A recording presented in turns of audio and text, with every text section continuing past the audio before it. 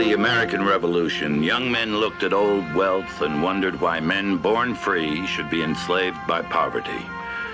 The aristocracy was richer than ever, but for most, life was hard, often violent, and always shadowed by death. There was, though, a new world struggling to be born, and the forces unleashed in Europe would help mold the destiny of the land we call America. Who were the first Americans? Where did they come from, and why?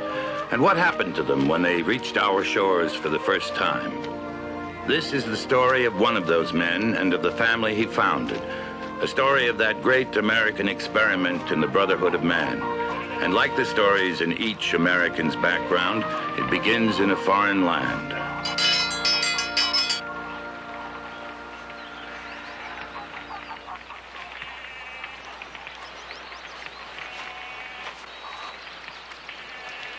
You rang, Your Excellency? A good day, August. I have come for the weekly cheese. Is your father here? He's in the house. Dead. Drunk, that is. I will come back later. No. You haven't met my cousin, Bertrand. This is Philippe Charbonneau, the noted innkeeper from down the road. Oh, the little lord you were telling me about. Lord of the cow chiefs. I will have the cheese now. I will have the cheese now. What makes you think you're so much better than we, huh? I do not. You lie. Because you can read? Because your mother was on the Paris stage? Oh, an actress was she, huh? You needn't wonder who your father was, my lord. You probably have 1,000. Damn you!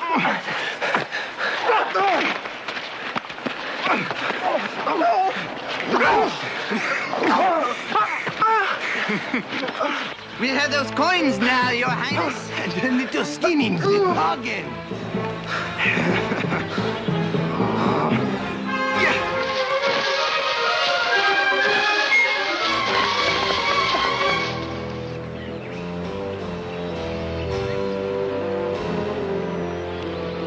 Philippe!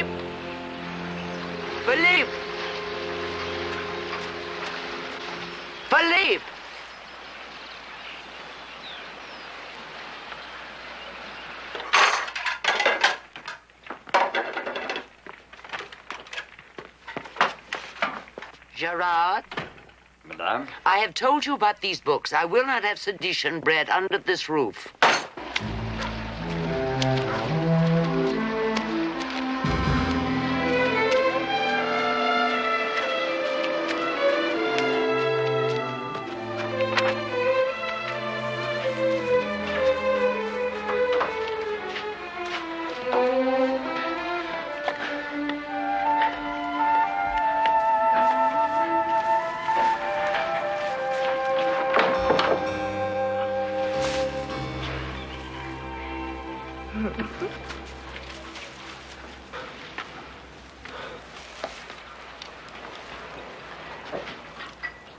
Oh, Philippe.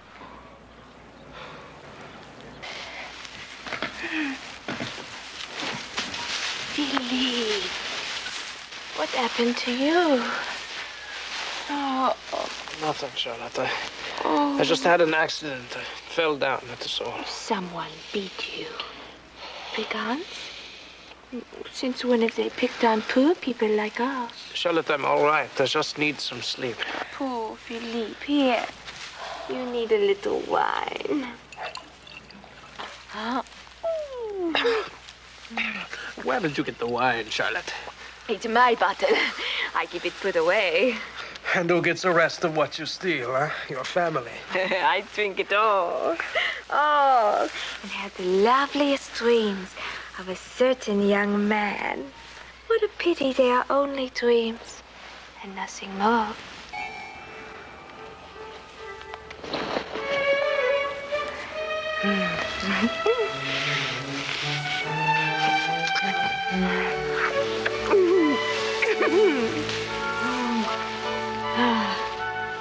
Is it your first time?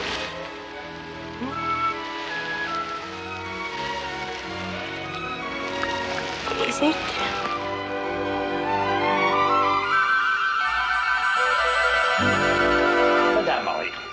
If you have so graciously consented that I be given the privilege of working 10 hours a day in return for educating your son, you must at least permit me to do my duty as I see it.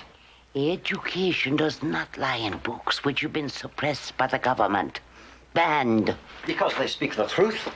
Throughout history, only lies have been freely promoted. Lies, never the truth. Jean-Jacques Rousseau. They may suppress him all they want, but what he and his fellows write will rattle the world to its foundations. Time and time again, I have given you explicit instructions. No Latin. Additions and subtractions and English. No French. English. 2 treatises of government by John Locke, an Englishman. Not this radical rot. Classical works. You are here to prepare Philip's mind for England. Agreed. And I presume that you have instructed our dear buxom Charlotte to handle the rest. Where is she? Racine headed for the stable.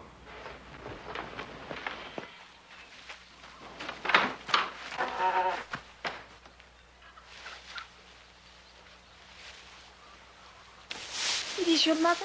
Come down at once.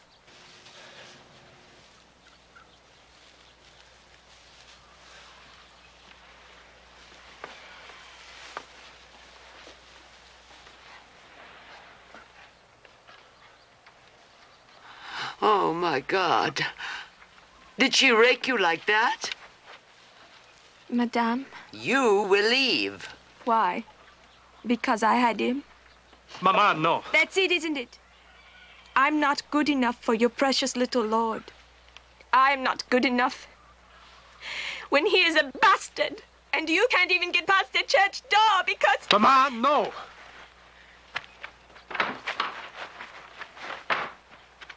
She was only trying to comfort me, Mama. Who beat you? Well, you heard her, Mama.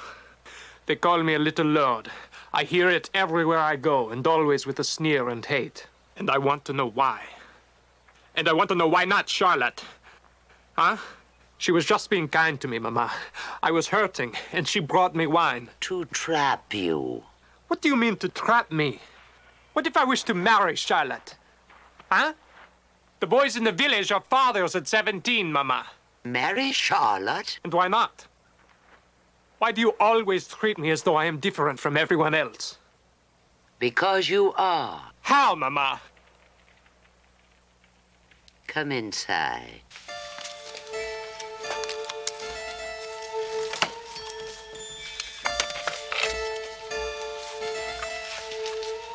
This is from your father. He wrote it in December of 1754. Was that the year he died, Mama? He is not dead. What do you mean he is not dead? It was easier to let you think that. His name is Amberley. James Amberley. Amberley. He is English? Read it.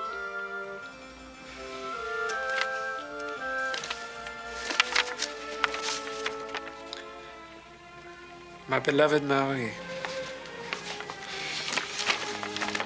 This is the letter I promised you in Paris. By the witnessing below, I declare in sight of Almighty God that my natural son, Philippe, is hereby acknowledged by me, and upon my death shall receive, in accordance with the laws of this realm, an equal share of my estate, save for Kentland itself. What is Kentland, Mama? The family residence. Go on. Kentland, which by custom must pass to my legitimate son's eldest male issue. He has another son? One. Your half-brother. This is my true and irrevocable intent. The whole declaration being freely made by my own choice. Ever yours, James Amberley, Duke of Kentland. Mama, a duke? He is titled? Yes, Philippe. You are a nobleman by birth, the son of an English lord.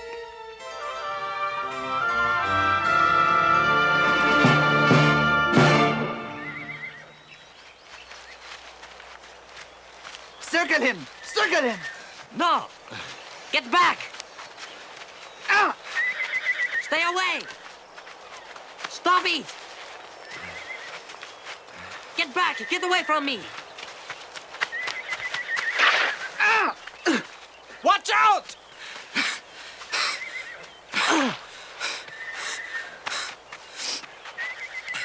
You would have done better to stay out of this.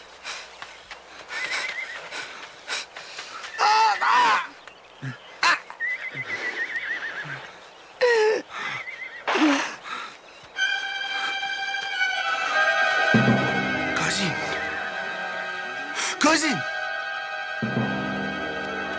Murderer! You killed them! And you will find yourself in a similar condition if you are ever seen near Chavagnac again. I am giving you a chance. Take it.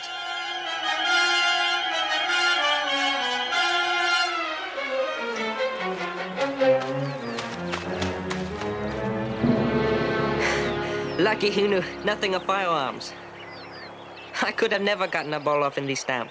The powder would have flashed in the pan. Is he dead? Yes. Yes, I would say so. A spontoon is not just for show. They are killing instruments. Dear God. The crime was theirs, not yours. Any soldier has the right to kill his enemy in battle. In battle? But this was not a war. Oh, but it was for me, my friend. They were taking me for ransom. I will take care of the body if you will fetch my horse, Philippe. My name is Philippe Charbonneau. I am Gilles. Just Gilles? Well, for you. For the rest of the world, it is it's a bit more tedious. I am Marie-Joseph Polive Gilbert du Mortier, the Marquis de Lafayette.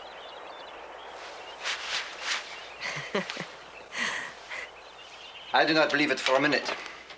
You stole the cheeses. I did not. His aunt gave it to me. Look at the Saint Nectaire, the most expensive kind. Here, go ahead, count. You will find every sou I took with me. Here we thought you met up with the brigands again, but in this case it was only a marquis. Saint Nectaire it is. I had some only once before in my life. Philippe, how did you get on with the Marquis? Easily? Yes, and he says we are blood comrades. You see, Gerard, have I not said it many times before that any man of breeding would recognize it in my son? Blood comrades. Most peculiar term for a friendship between boys, is it not? Well, it is just because I helped him save his horse after it unseated him and ran off, like I told you. Scarcely an act of courage under fire. Well, it is just his way of speaking. Everything in military terms. We should have some wine. Some good wine. Yes. Gerard. Yes, my lord. Do not mind him, Philippe. Tell me more about the Marquis, the chateau. Is it grand inside? Yes, Mama, it is. And he actually said you wear blood comrades. Yes.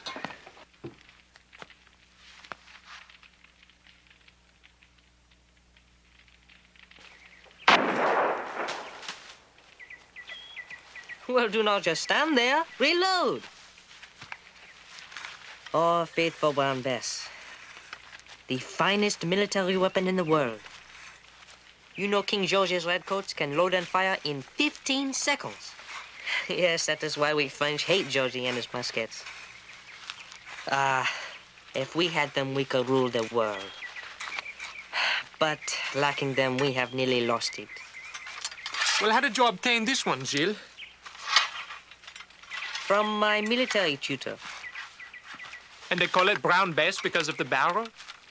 No, brown is the stock. It is a preservative they treat it with. You will not see another weapon like it. And when you see this one en masse, you had better prepare to die.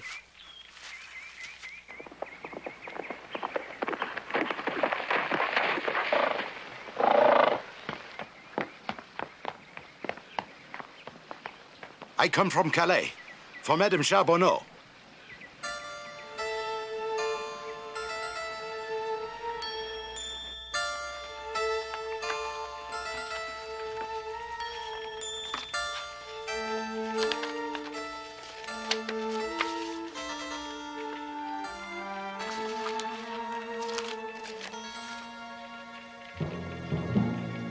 Gerard. Philip's father has fallen ill. He wishes to see his son before he... That is for our trip to England. We must leave immediately. Where is Philippe? At the chateau. Please go find him.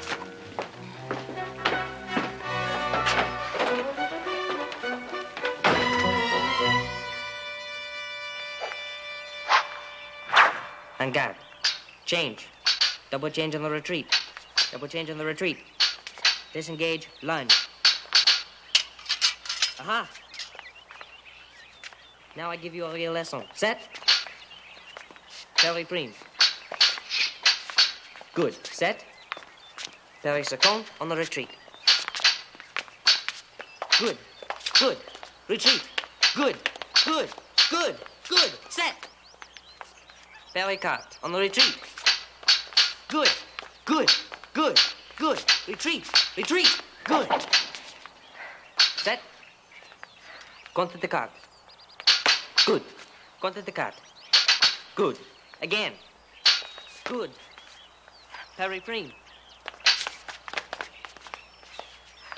On my attack, you disarm me. No, Gilles, I cannot. Do it. Very good, Philippe. Bravo. My lord, this man insists. Madame Marie wishes for you to return immediately. What, is something wrong? You are to go on a long journey. Well, that is fitting. For I too must journey back to the Academy in Paris. And I would like you to have something, Philippe.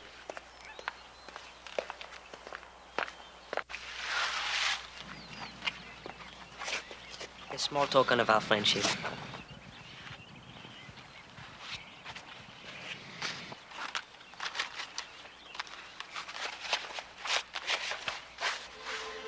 There.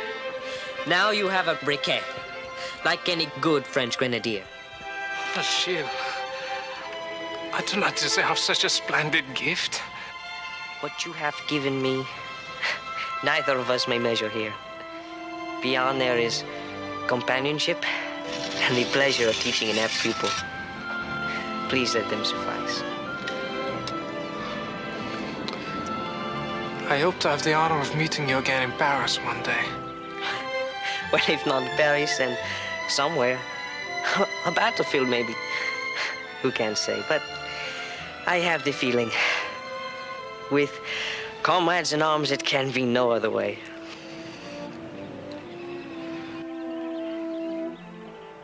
Well, you do not approve of the gift or the journey? The change. Change? What change? Philippe, I've been your tutor for 5 years. I found you bright, perceptive, honest, with me and with yourself. Will you now tell me there has been no change in you? Well, the whole world is changing, is it not? That is what you've been telling me.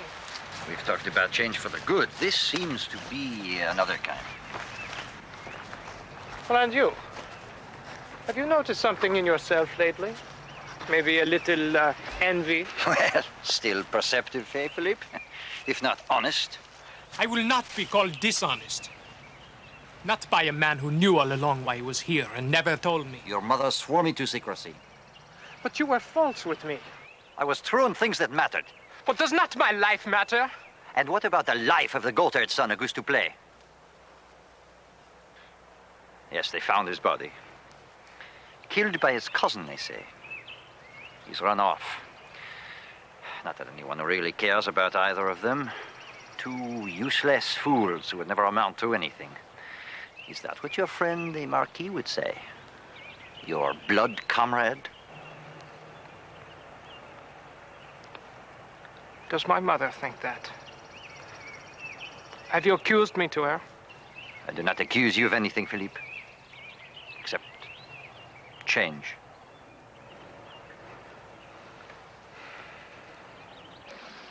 I did not mean to kill him, Gerard. Seems you had a reason. But concealing it, that was an act without conscience. Yes, but Gilles said it was the enemy. Gilles' words, Gilles' background, not yours, Philippe. You must remain true to yourself. Myself.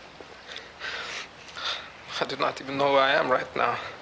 You are a young man. And for all of your mother's obsessions, not so very different from any other young man. Yes, but I killed someone. And you will live with it. And other guilts, and pains, and pleasures, just like the rest of us. Soon you will learn that our mad master, Jean-Jacques, was right. He said we are all created equal. We are all born in a natural state of freedom. Power is not something which descends in selective rays of light from heaven to touch only a few of the especially appointed, like a king, or a marquis, or a duke. Precisely. Philippe, there is nothing wrong with wishing to better yourself. But it is very wrong to consider yourself as better. I will not, Gerard. Not again. Good. You will go to England? It is what my mother wishes. A good enough reason, I suppose. Before you said that I seemed different too. Envious. Yes. You're right. A part of me does envy any man of wealth. But I do not think that in these times I would wish to learn that I belong to a titled family. And why not? Because there are strong winds blowing, Philippe. Intellectuals who declare that contracts between governed and governors can be broken by the will of the people. Politicians like Monsieur Pitt in England, who stand before their own parliament and challenge the right of the English king to tax the American colonials. These strong winds may rise to a gale, to a revolution. Where, Gerard? In England? And in France. Well, if that were to happen, would you support it? I would support any activity against a nobility which considers another human life worthless when their own lives are at stake. I would oppose any man who disposes of an enemy simply because he feels he is shielded from reprisals by his own position. All right. I have been a party to that crime. But there is one crime I've sworn I would never be guilty of. What is that? To die like the man I killed. In poverty.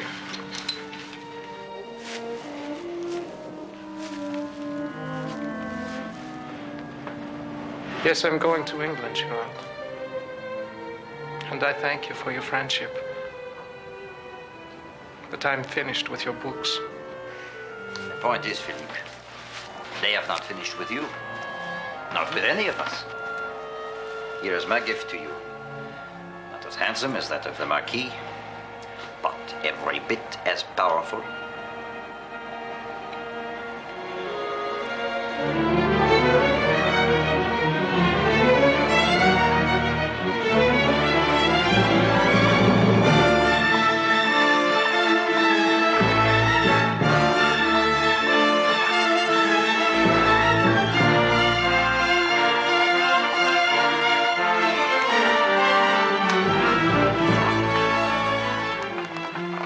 Friend.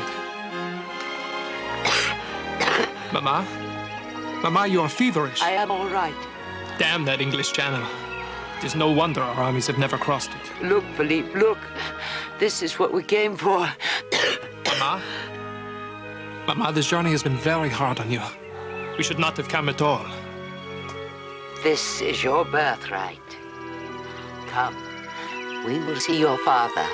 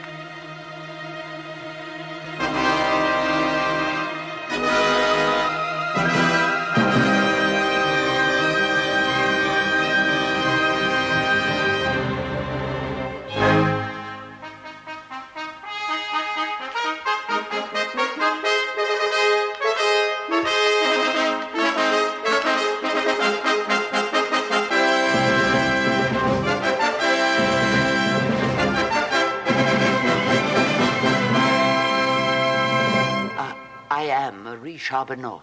I have brought my son, Philippe. I was not certain you would be able to converse in our language. But since you can, we may conclude our business with greater dispatch.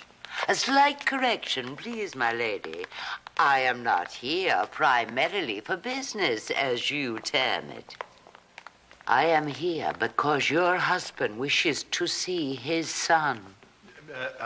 I fear that is quite impossible. Dr. Bleecker is one of London's most respected physicians. He's staying at Kentland to attend to my husband. Well, the face of his son might be the best medicine he could have. True. But as to this particular young man, we have no evidence. I have a letter granting Philippe his rightful share of James Amberley's estate. You know the letter, and to pretend otherwise... I will have no loud voices in this house, madam. And I am the Duke's voice now. While I live, I will deny the contents of your letter with all my power. And so will I. May I present my son, Roger, and his fiancée, Alicia, daughter of the Earl of Parkhurst. This is the Charbonneau woman. Quite. And this, I supposed half-brother, what? I do think there's a resemblance. None at all. But Roger, my sweet, use your eyes. Mine are perfectly clear, Alicia, dearest. Yours, however, have been dulled by your excessive fondness for claret. You babble.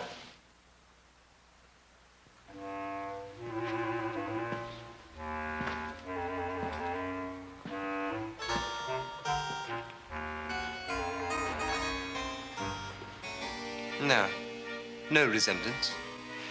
Except perhaps one. We smell about the same.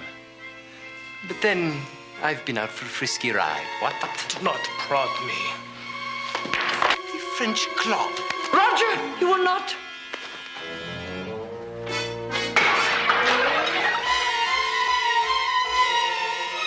Take yourself and this brawling boor from this house. As to which of us is the brawling boor, there is little doubt, milady. Come, Mama. Under the law, I could have you maimed for attacking me. Well, then your laws are as worthless as you are. You French bastard. I don't need the law. I'll see to your punishment myself, thoroughly and well. I shouldn't venture to be too bold, Roger. He appears a match for your own hot temper, and striking him would be like striking yourself. He does have your good looks, after all. Perhaps he's a shade more handsome. I can't quite decide. Can you, Lady Jane? Show them out. That will not be necessary, my lady. We are happy to leave. We do, however, intend to stay in the village until Philip stands at the bedside of James Amberley and is recognized as his son.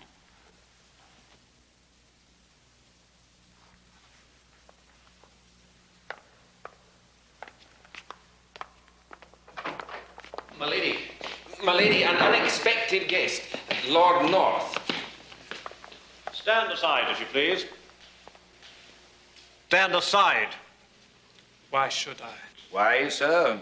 Because these good people believe some deference is due the Prime Minister of England. You ignorant sod, this is Lord North. And for this I should stand aside? Yes, sir. That is essentially the reason.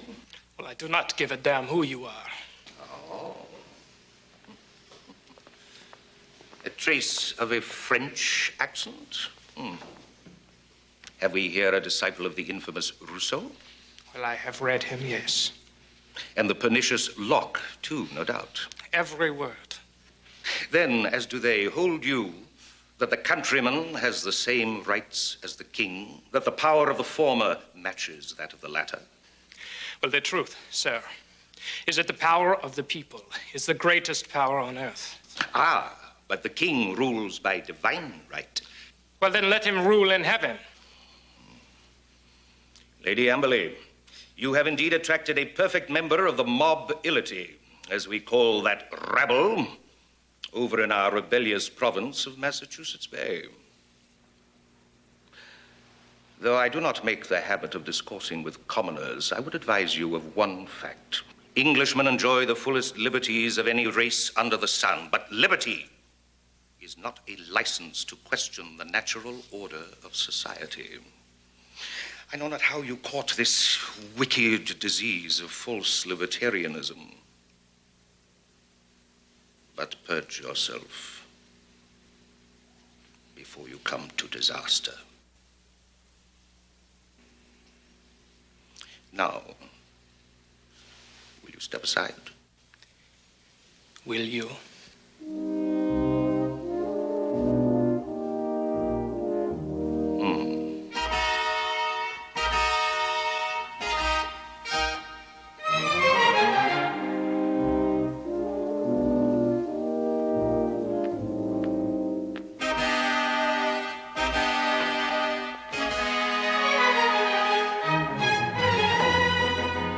Now that you have met them, Mama, is that really what you want me to be? Perhaps Girard was right. Come, it is a long walk to the village. Walk? We will find no further favors here, Mama.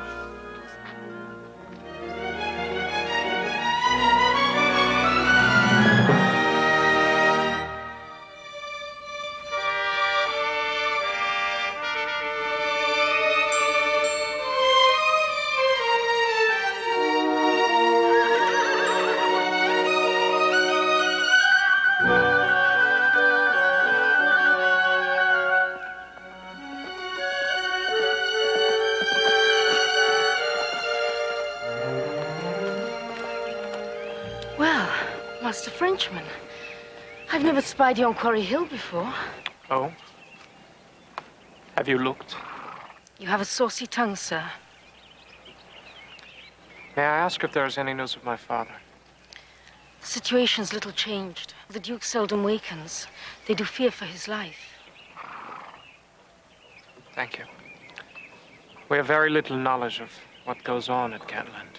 Unlike Lady Jane, who knows exactly what you do, every minute. Like this one? No, not this one. Will you marry my brother? Your brother? He'd like that. Well, whether either of us likes it or not, it is fact. I have no doubt. Yes, I shall marry Roger next year. The Amberley lands added to those of my father will leave an inheritance of increased size to children. To children? With a man who humiliates you?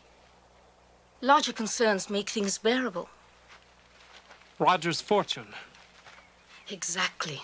Is everyone who lives doomed to be a prisoner of something? Or someone? If life be a prison, then we have no choice but to furnish it. Brightly.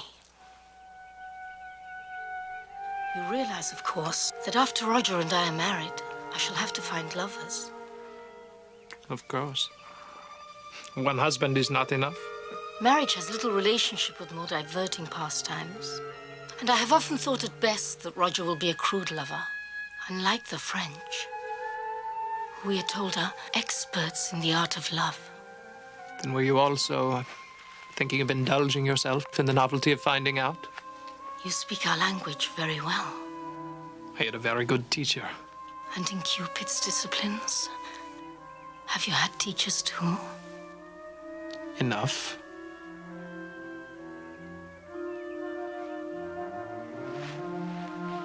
And you? Oh, yes.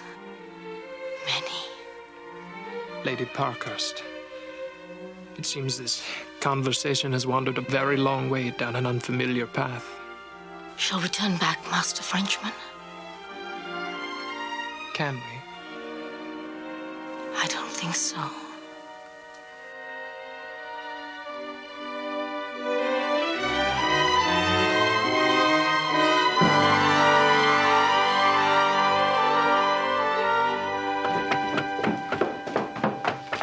All right. I'm coming as fast as I can. Need you wake the whole house? All right. Bishop Francis would speak to the Frenchwoman and her son.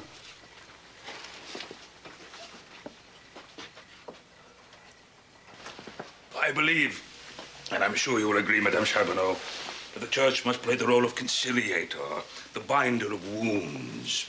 And so I've come here to tell you that you are in a most enviable position. Lady Jane wishes you no particular harm and is willing to restrain her son Roger from possible evil. Were it up to him, he would as soon come to the village and murder your son, which, of course, under the law, is quite free to do. That cannot be possible. You would neither be accused nor troubled with an inquiry. Under the secular law, believe me, madame, in striking at the Amberleys, you were struck very high, very high. Such a family is all but invulnerable. No one in the realm would concern themselves with the chance-demise of an itinerant French boy in the village. As the sparrow falls, God's eye is upon it. But alas, not the eyes of a magistrate. As for any claim you have against the eventual estate of the Duke, that is a matter for the courts. Lady Jane, in her position as Duchess of Kentland, can manage that no judgment be published for 10, 20, perhaps 30 years. And even then, the odds are it will go against you. Thus, at this moment, as you sit here, all you can expect is certain bodily harm at the hands of Roger Amberley. In your favor, only the good grace of Lady Jane. Now, to bring an end to this sorry affair, she is willing to grant you the sum of £2,000, which is a grand sum for those of you at such a level of society, shall we say. This sum, in return for the renunciation of a claim to inheritance, and for the document itself. 2,000. No. Your son? Philippe, what kept you? I'm sorry, Mama. I did not mean to alarm you. But this man alarms me. Have they now enlisted the church against us? I was just explaining the alternatives to accepting a most generous proposal from Lady Amberley. Yes, I heard what you said. Then I trust you understand that the facts of the matter are... The facts are no different than when we first knocked at the door of Kentland. James Amberley is my father. The letter is legal. And I believe Lady Jane is afraid. Oh, I can assure you... What if I wait a few more hours, Bishop? What will the price be then? Huh? £5,000? 10,000? I did not come here to negotiate. Good. Because I will accept no less than what is rightfully mine. 1/2. When a man decides to wait for a higher price, he should better first determine whether or not he can survive long enough to receive payment. Madame, you are my only hope in this affair. Talk to your son. Open his eyes. The consequences. Would you put a price on his death? Or show a mother's love and accept the settlement I have here for you now? Philippe. No, Mama. I will not risk your life. Nothing is worth that.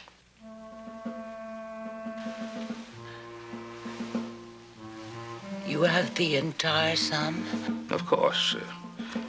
But first I must see the document which lies at the heart of the dispute. It would be poor stewardship on my part not to assure myself of its authenticity.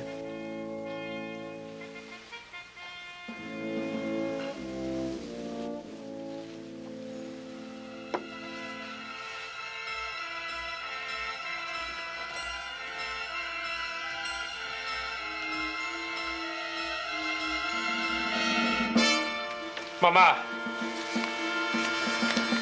On Christian grounds, all the suffering this will avoid, I could not be more pleased. It's £2,000. It will bring you comfort for many years. Isn't that I promised you in this? Promised you in Paris.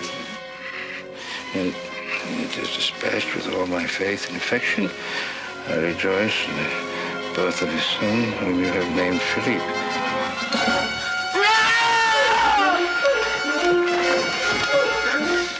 Shut stinking, hypocritical bag of dust.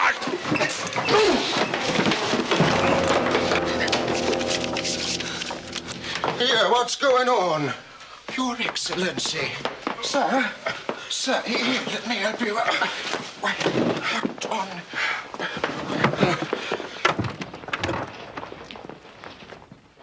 Near the corner. The signature is still there. I'll not have the likes of you under this roof another day. We will not be staying. And you can tell the lady that holds your leash that we are coming to Kentland tomorrow. And I will see my father. Impious whoreson. He'll take you for striking a man of the cloth. Yes, it has taken you already. Now get out of here before I break your fat neck. Your Excellency, I pray you don't hold it against this humble house. You'll be out by morning, do you hear? By morning!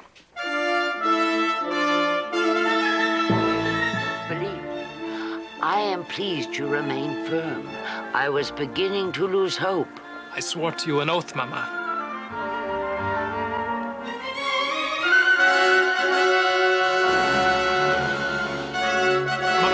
Mama, please, Mama. Mama, do not. Mama, wait.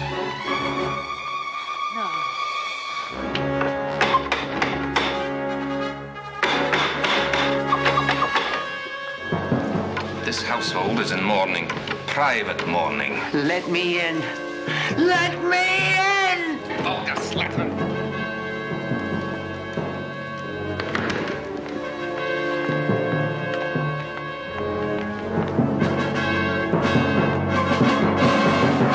Madam, you exceed the bounds of all decency. Leave at once and take this information with you. My husband woke briefly before he died. He charged me to care for his son. His legitimate son. He never mentioned your name, nor that of your boy. You have no claim on us. The matter is closed. No! You French scum.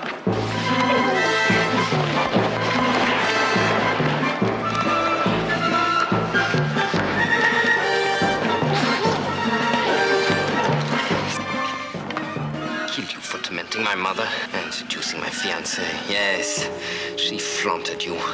A French lover. French bastard.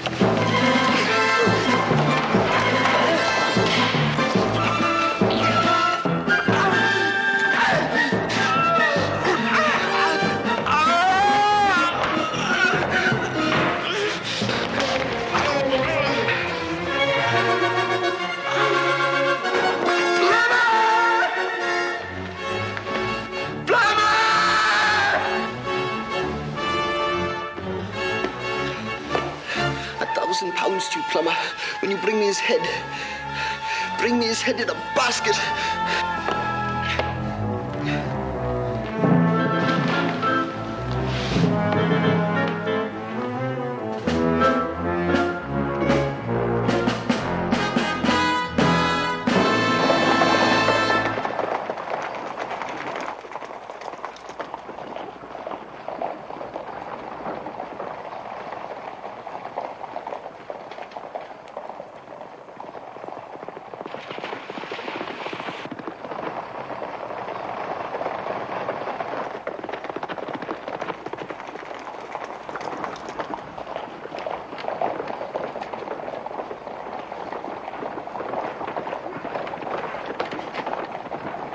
That is no highwayman.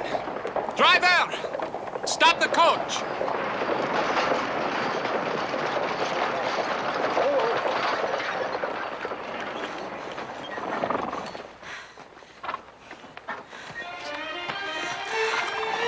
Philippe, I had to see you. Why, Alicia? To cleanse your conscience. One of the servants saw us together. He forced me to tell him. There was nothing I could do. Oh, forgive me. I'm so glad I caught you. But you were right to leave. Dr. Bleecker says he can't save Roger's hand. If he ever sees you again, he'll kill you. Then come with me, Alicia. I can't. That was decided long before Quarry Hill. I want you, Alicia. I do not care about the money or Kentland. But I want you. And I want you. I always will. But you will not come with me. To where? Oblivion?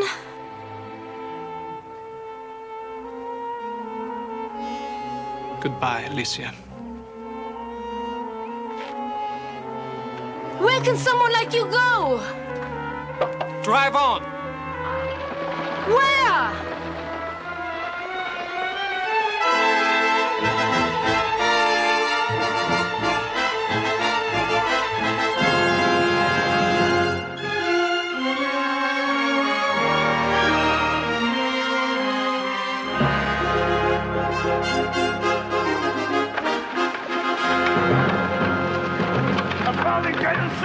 Save the poor from the curse of prison!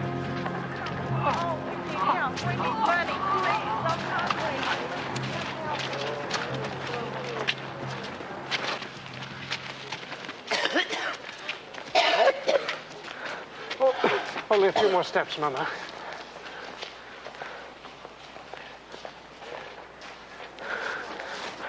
Wait here.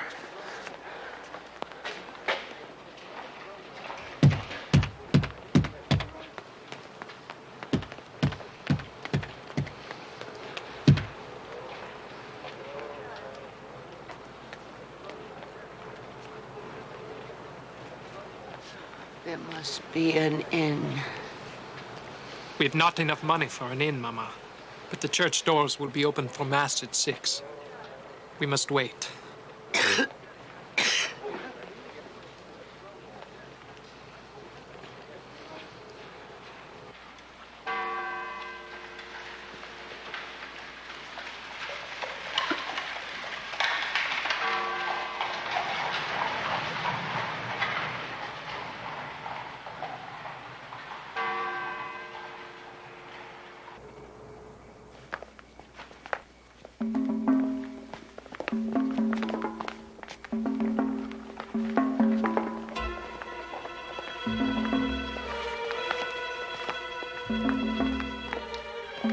Still here. Told you, General. Little box might be jewellery. That long bundle of his might be a sword.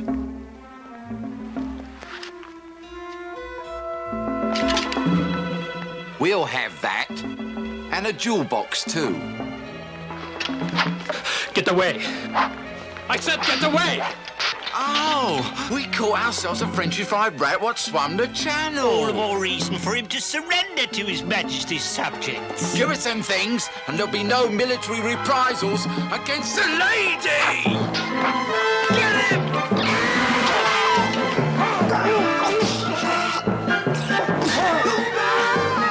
Back off! Be gone with you! Philippe! No!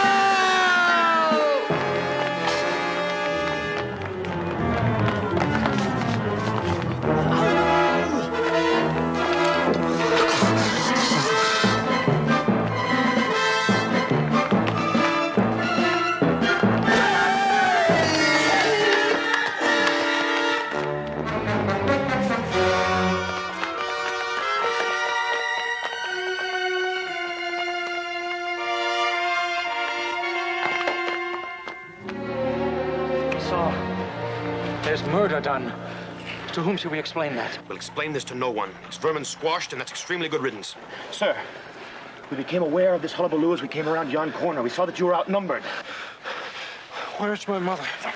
Sir, your mother is being carefully guarded by our driver. Now, I am Esau Sholto, and this rather tipsy chap here is my brother Hosea.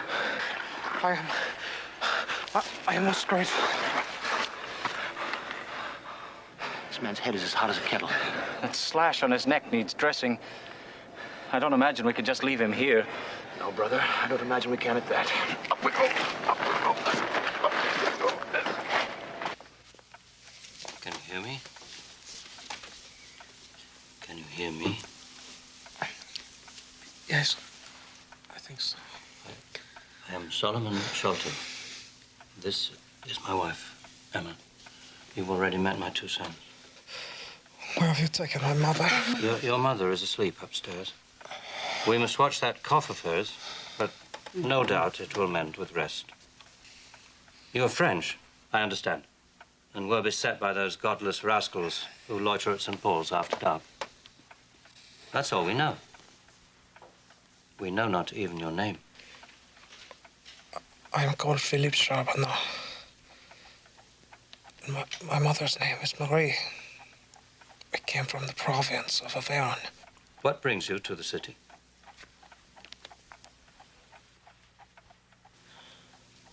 Come, sir, enlighten us. French people don't just pop up out of nowhere. Unless you're destined for hemp out on Tyburn Road, you have nothing to fear. We came to England because of an inheritance. Somehow connected with that box you guarded so carefully?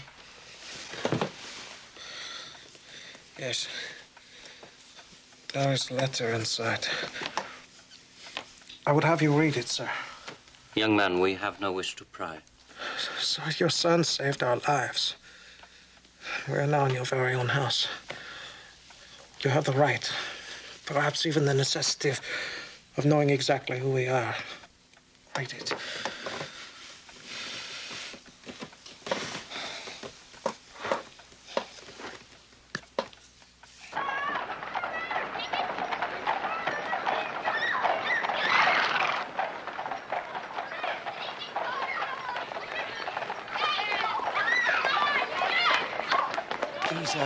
He's in the Salter House, the printer's. He's been there for 2 days. Thanks, Governor, thanks. Philippe, here. Hey! Coming, sir.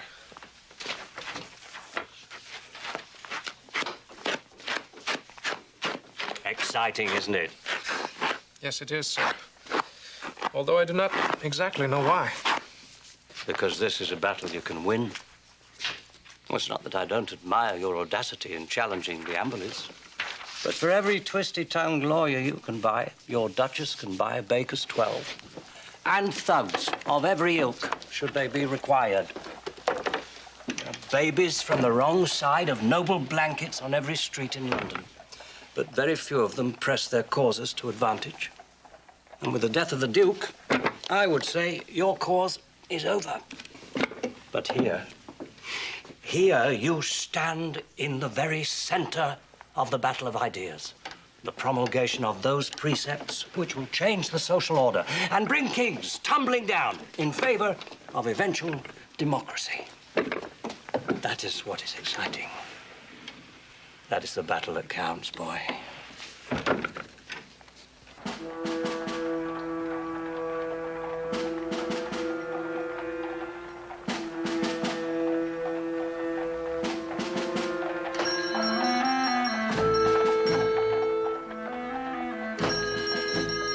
May I help you? Don't bother. Looking for some fiction. A pleasant diversion.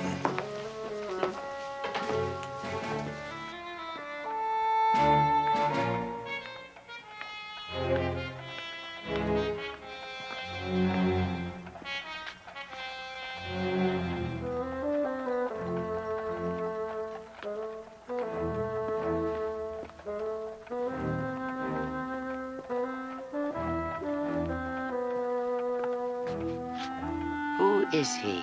I don't know. He just came in. He's looking for some fiction.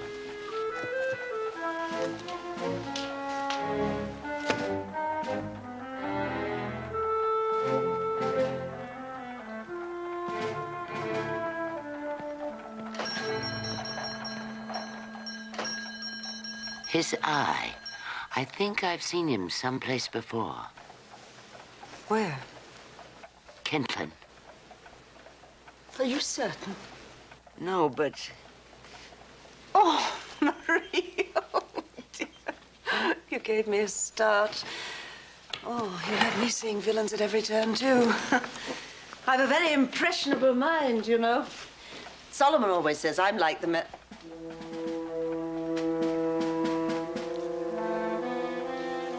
What is it? He said fiction. This is Mr. Chambers' Cyclopedia Britannica.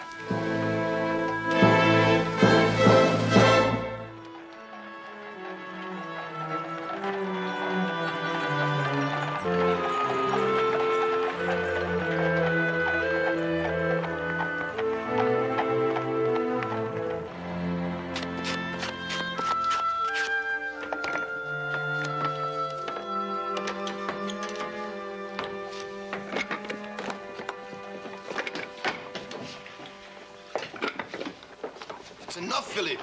Break the coffin.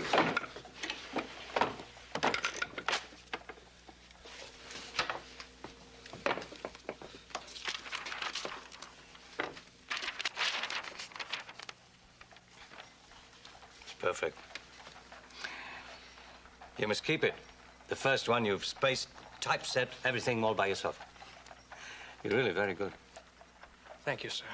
I would say the aristocracy's loss is the printer's gain. Oh, by the way, Philippe, I've been making some inquiries in the local coffee houses. Concerning which gambling establishments are the most lenient with credit? No, sir. Concerning the one-eyed man Madame Charbonneau thought she knew. And? There's been no report of him in the area. Philippe, you don't recall seeing a one-eyed man at Kentland, do you? No, sir, I do not. After what happened there, your mother has a right to see danger at every turn. But I still think the Amberleys are satisfied you've surrendered to their power. Well, yes, sir, except, What? Hosea and I have been talking. You don't find it rather strange that nothing at all has been said about Lord Amberley's death? You and your brother don't exactly move in the circles which would be the first to know. Yes, sir, but gossip is gossip. And other than the colonies, what else is there to talk about? You must admit, sir, it is puzzling. Well, the death of a husband, the claim of a bastard son, her own son losing the use of his hand. Who is to say how much these things may have taxed Lady Amberley's mind? They're a peculiar, twisted people. They may have chosen silence for some reasons known only to them. Solomon! Solomon, you must come. We have a visitor.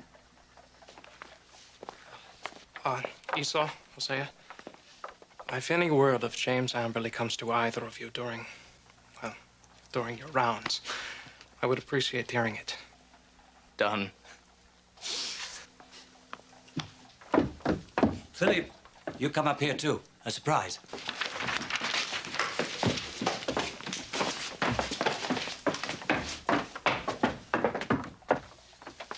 I promised to introduce you to a colonial. Your good fortune to meet one of such eminence. Dr. Benjamin Franklin. This young man is a guest in our household, a sort of unofficial apprentice. His name is Philippe Charbonneau. His mother, Madame Marie, is just beside you. We met. My pleasure. Solomon, I have come here as a delegation of one to inform you that your presence is sorely missed at our gatherings in the Turk's Head, and to assure you that the Whig party is coming back to life over coffee cups. Work has kept me away, but I'm most grateful for this delegation, and I promise to attend again later. I'm doubly glad that you're the emissary, because I made a promise to Philippe here. Not only does he show an aptitude for the printing trade, but he's an avid reader, and he would dearly love a copy of your observations concerning the increase of mankind. My 2 library copies, alas, are both gone. Well, then you shall come to my lodgings at number 7 on Craven Street, young man. Of an evening, preferably, and the book shall be yours. May I ask, however, the reason for your interest in my paper on population in America? Well, sir... Well, come, out with it. Well, it is the New World, sir. Aye, that it is. And would you be thinking of going there yourself? Not seriously. Oh, well, we'll change that. The opportunities there are unlimited, particularly for an ambitious young fellow who can ply a press. Before I rose to my present position of eminence, I was a printer myself, and I shall be happy to provide you with a letter of recommendation and a list of first-class printing houses where you can find meaningful employment. But we can discuss all of that when you come to call on me. Thank you very much, sir. And you, Solomon, rush orders or not, your friends will be expecting you at the Turk's Head within a fortnight. Uninterrupted work creates sour dispositions. But wealthy printers. Last.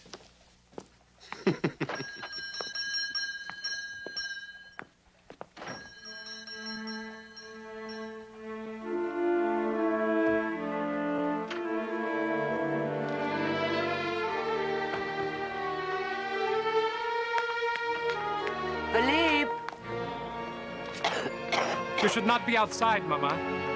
You are going to Dr. Franklin's? Yes, I am. You did not tell me about America. Well, there has not been anything to tell, Mama. Can you even entertain the idea of another country when there's wealth, position, power waiting for you right here in England? Kentland, let it die, Mama. You swore an oath. I swore not to live and die in poverty. I found a worthy occupation, Mama, as a printer. A tradesman?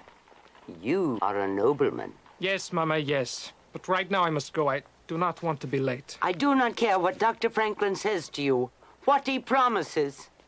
He asked me to come, Mama. Me. He's a great man. I am flattered, that is all. Now, please, go inside. The damp is not good for you.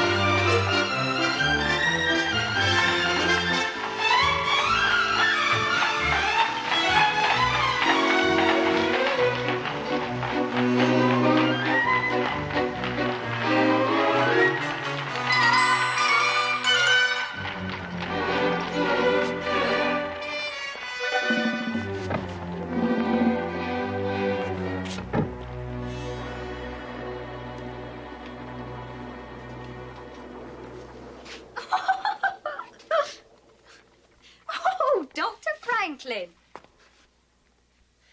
They're absolutely right about you. You are mad. Hello. What have we here? Well, I've come to see Dr. Franklin. But, well, maybe it is not the right time now. Why not? If he received me in his condition, he should have no reason not to receive you. You do know him? Oh, yes, madame. My name is Charbonneau, Philippe Charbonneau. Madame. I like that. Dr. Franklin? Yes, Polly, my girl? Changed your mind, have you? No, sir. You have a caller. A young gentleman says he knows you. A Master Charbonneau. Oh, yes, yes, by all means, show him in. Over there. Thank you very much. He's having his air bath.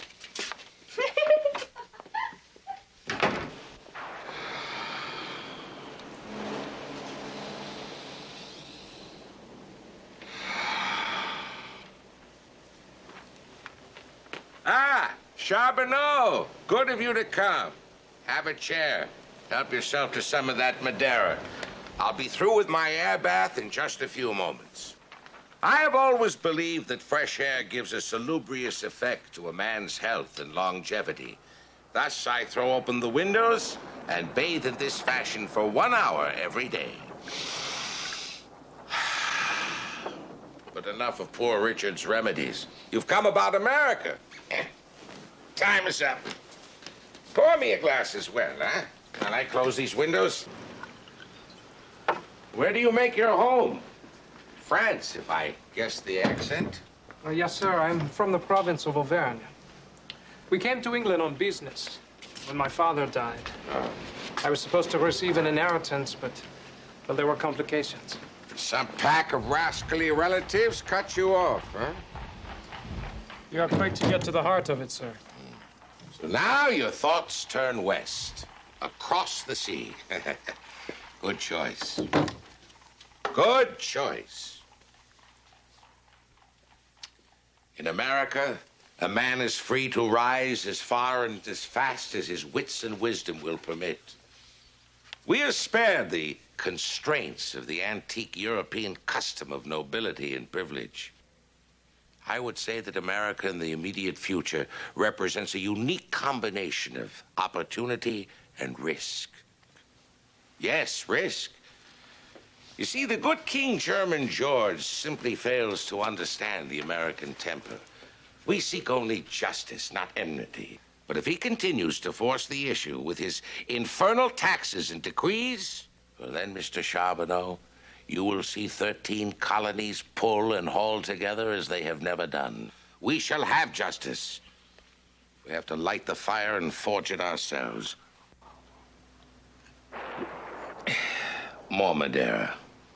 If I'm not depressing you, I am depressing myself. And you want to have a look at that book I promised, eh? Inside, you will find the promised letter of recommendation. Thank you. And a list of good printing houses in the major cities. In America, you should establish yourself in no time at all. You have been unbelievably kind to me, sir. I can do no less for a marked man. I myself am considered subversive by the Crown, and to travel Craven Street is deemed dangerous. Yeah. I saw him before when I closed the windows. Now look carefully at the next flash.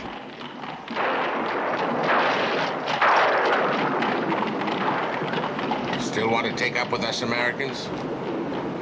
Yes, sir, I think so. Good boy. Come, I'll conduct you out the rear for your own safety.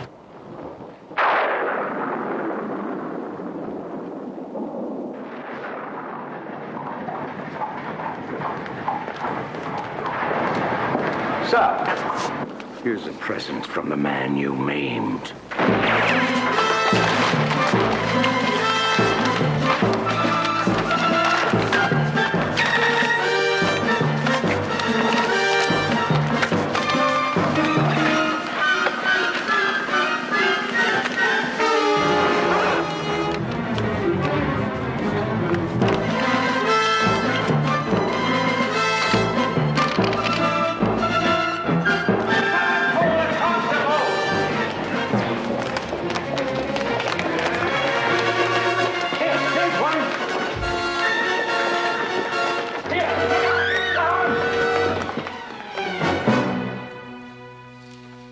Nearly as bad as it looks.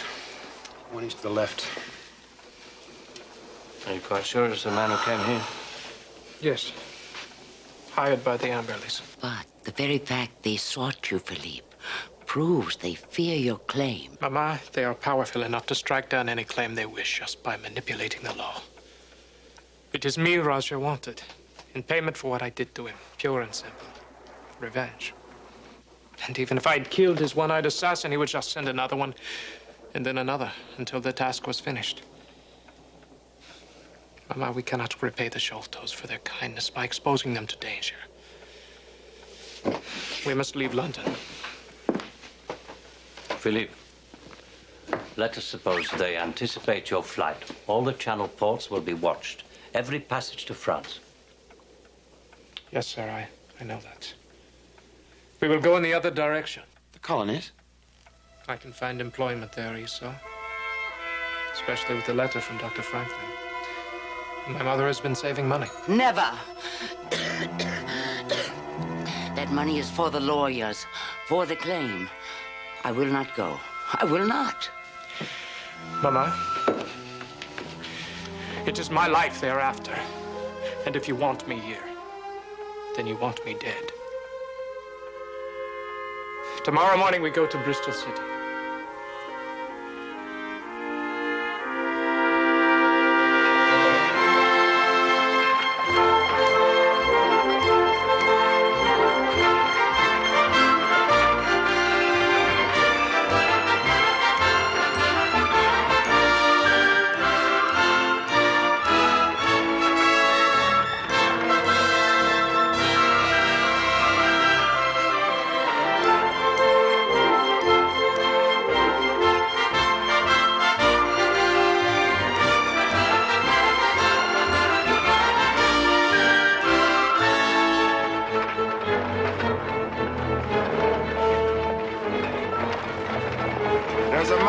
far, sir. You could be a road captain.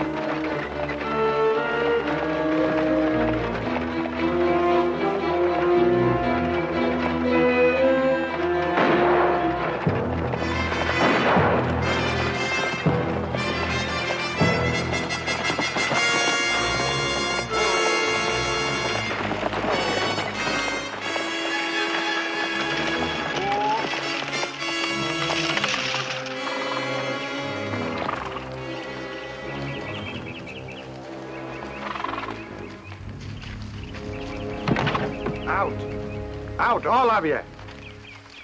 Keep your wits about you and hand us your valuables and you'll not get hurt. Right, Captain? Well said. Now, I be Captain Plummer, at your service. All you passengers on the roof, step down. I said down, especially you, Mr. Frenchman. There's one left, Captain, a woman. Drag her out.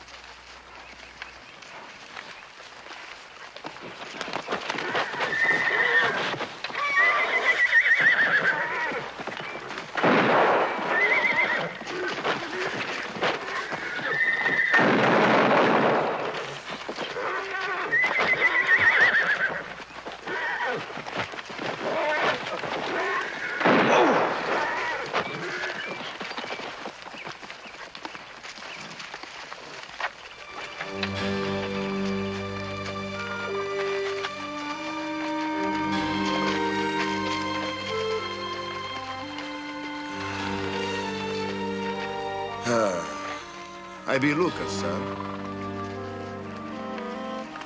Philippe. A keen shot, that.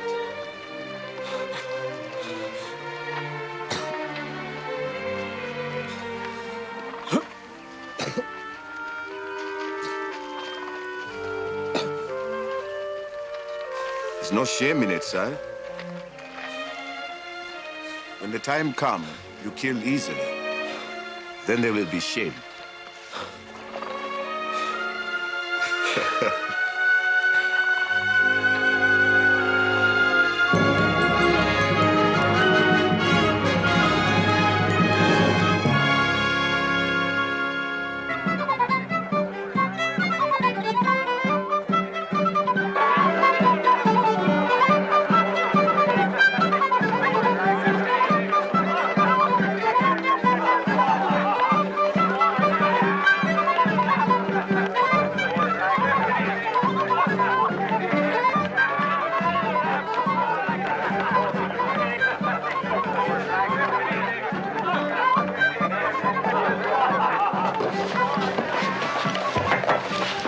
Excuse me, sir.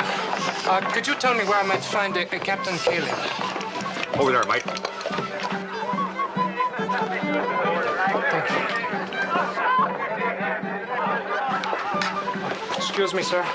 Are you Captain Caleb? Aye. The man on your ship said that I would find you here. I have a full crew already, son. Well, I'm not seeking employment, sir. I need passage. And you are sailing for America, no? There's one small cabin. Just one. 50 quid. 50 quid? I'm sorry, sir. I do not know how much that is. We have only £7. We? Oh, yes, my mother and I. It is all the money we have. You sure she's up to the crossing? It is imperative we go, sir. Not in trouble, are you? Runaway bond servant? No, I am a free man. French? My mother is. My father was English. Well, I don't know, lad. Like I said, there's only the one cabin. Oh, we will take it, sir. That is, if the money will buy it. And if it will not, I would gladly work. Anything you need done. Have you sailed before? Sailed? Well, sir, as you know, the English Channel lies between my mother and my father. Well, of course, many times. No, sir. I've not sailed. Well, except to come here for the first time a few weeks ago, and well, the sea was so heavy I did not make the voyage well at all. But I will work, sir. I will work harder than anyone on the crew, please. You know what a scullery looks like? Well, I was brought up at an inn. I've served table all my life. I can clean pot like nobody and scrub the floors, the tables, the stove. I will keep things spotless for you, sir. That is a promise. What's your name, lad? Philippe Charbonneau. You said your father's English. Yes, sir, I did. I am a bastard. But I am told there is a place for every man in America.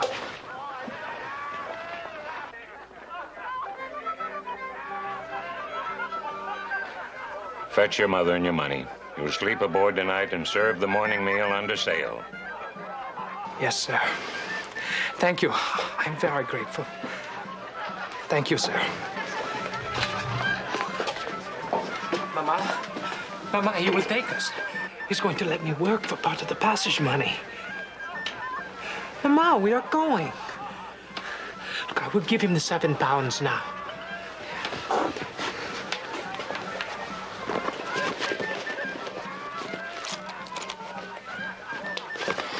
Mama, the letter from Dr. Franklin, it is missing. I must have lost it during the fighting. Mama, we must find it. You cannot go back for it. Not ever. You must go on alone.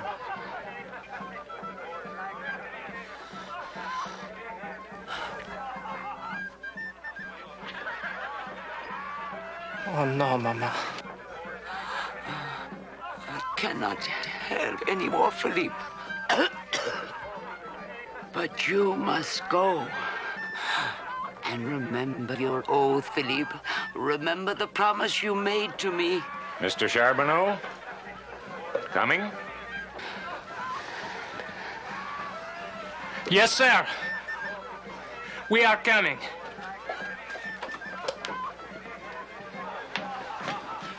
Come, Mama. Quickly now.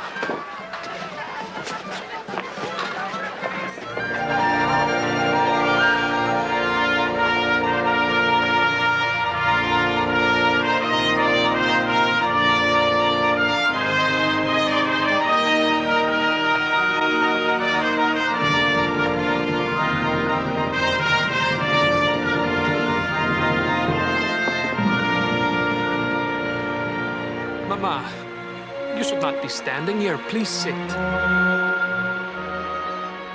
Look, I brought you some soup. It is not so bad today. No. I cannot.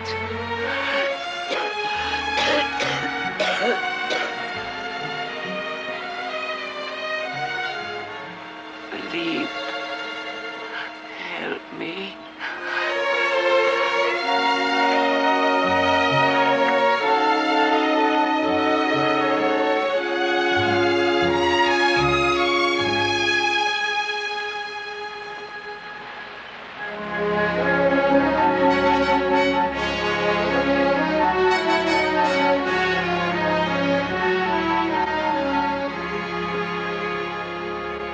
Captain Caleb, I'm sorry to bother you, sir. Some difficulty, lad? My mother, sir. She is not well, as you know. Well, it is a sickness she has had before, but now it is worse. Much worse. Is there anyone on the ship who has medical skill? The Eclipse is a commercial vessel. We can't afford the luxury of a doctor. Seems I made the wrong choice. What man doesn't? Almost hourly. Do you have any idea of what might ail your mother? Fever. And she coughs quite a bit. Her lungs are weak, I know that, but... Well, I fear it is something else now, sir. What? I'm afraid it is her mind, too. Her mind? It is as though she's lost the will to live. I do not know. Maybe it is the strain, the idea of going somewhere else to start all over again as a stranger. I took her below, sir. But she still refuses to eat. I have to do something. I'm sorry, son. There's no way I can turn the Eclipse back to England.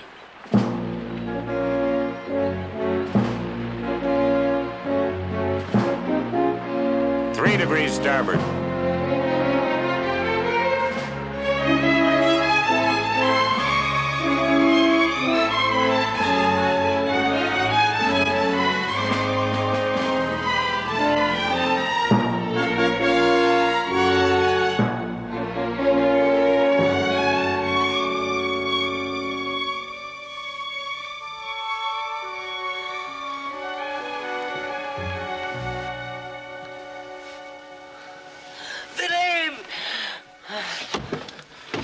Yes, Mama.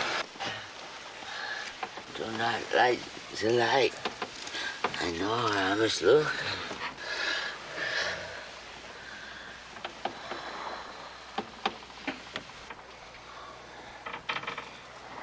Mama. Mama, look. Look, I've made you something. I found a piece of wood.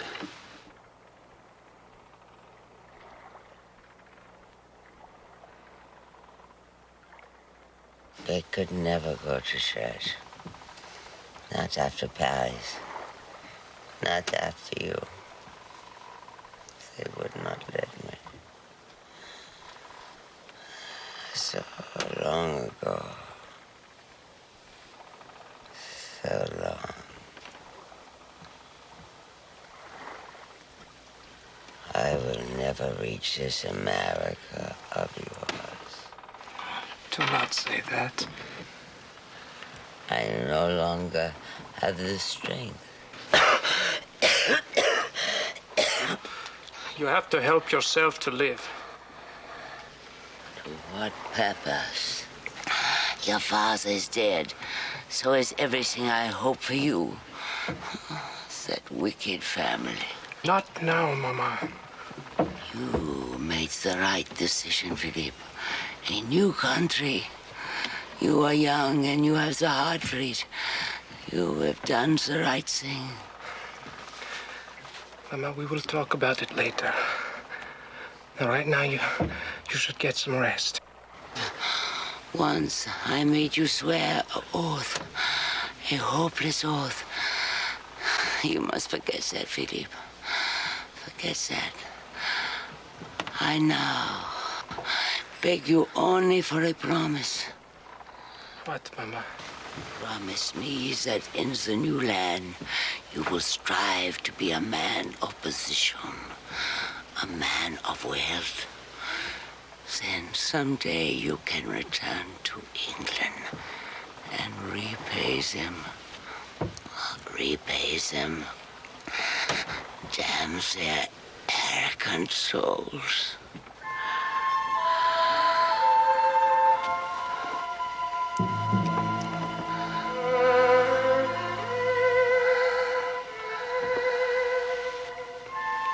Mama.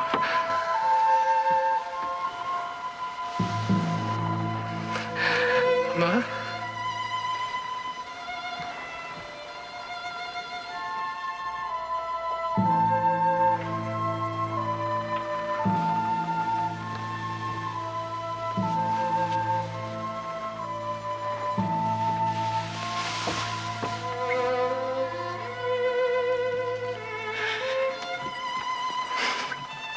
I promise you that, Mama.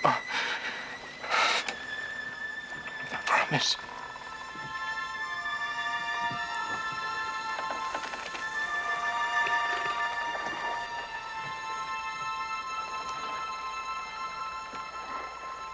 And if I go and prepare a place for you, I will come again and receive you unto myself, that where I am, there ye may be also, and whither I go ye know, and the way ye know. Jesus saith unto him, I am the way, the truth, and the life. No man cometh unto the Father but by me. Amen.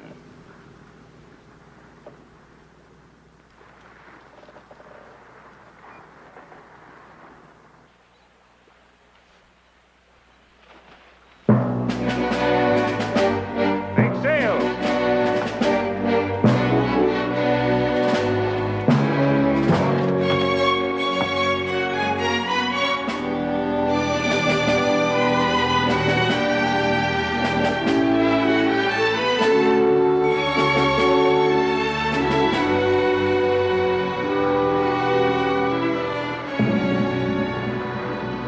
As a sea captain, I've had too much to do with lawyers and their contracts and agreements. In my opinion, this document is as binding as one could be in the civilized world. Not that you could ever enforce it. Point is, your half-brother can never rest until he knows that this is destroyed. It can only haunt him. Ahead of you lies the new world, the new life. Why not start as a new man entirely? With with a new identity, a new name. Think upon it. Yes, sir, I will. I must be back to the helm. Philippe, to lose the woman who gives you life, that's no easy thing. My mother's 87, healthy and peppery as ever up in Maine. I hope when she passes, I can behave as you did. You took it as a man.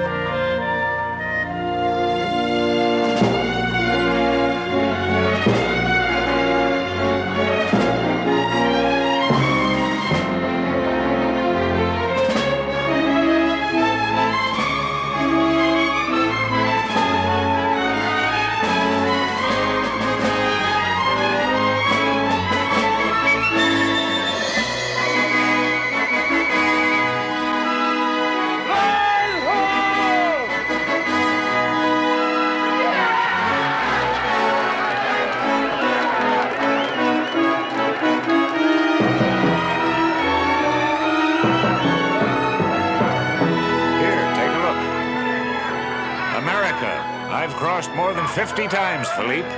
Always gives me a shiver. Yes, I felt that shiver too, sir. But it is no longer Philippe. From now on, I am Philip Kent.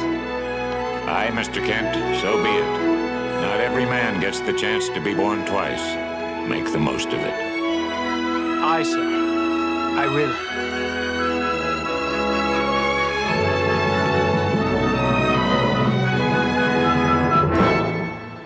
Philip Kent.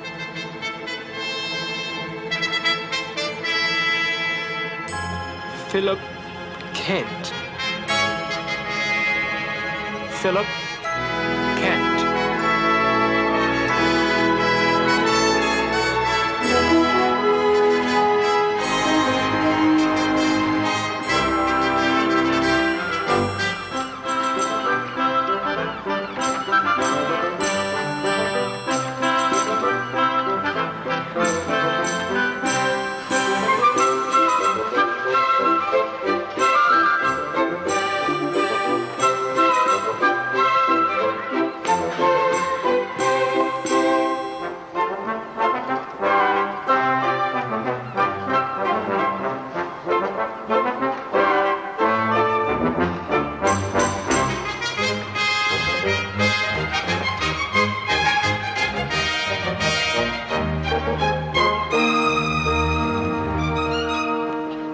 Rocks and shoals, eh, lad? Sir? I see you've come to in love. Well, I was just wondering, sir. If you were in the right part. No, which way to go? For what? Work? Yeah. Well, best you could do for yourself in that case is heave to and sign on again with Will Caleb there. No finer skipper in all New England. I'm afraid the sea is not for me, sir. Oh, well, Boston might not be either. Times are hard. I will make it. Alone? Aye. Wherever you're from, you're a born Yankee, all right. Godspeed to you, lad. Thank you. And may the wind ever be at your back.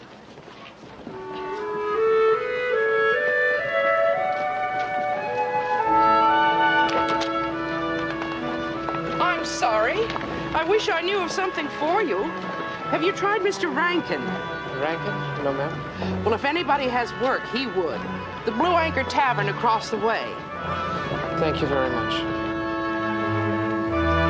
have thought of that before your ship lad. I don't know anybody in town that's looking for help.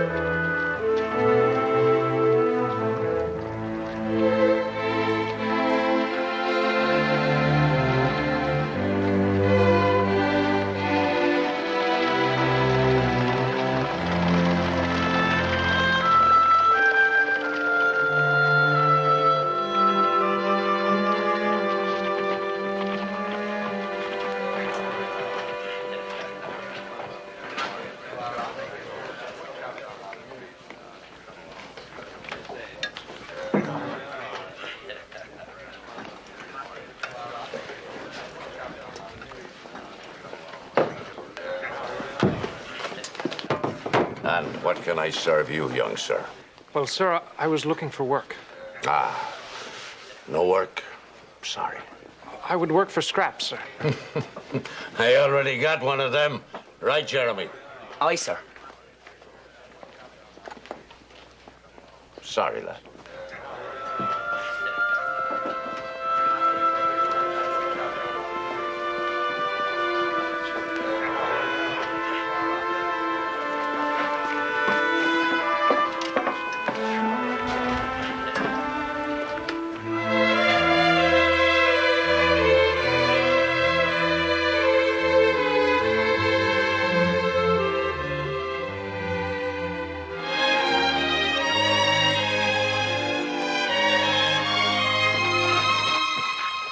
God!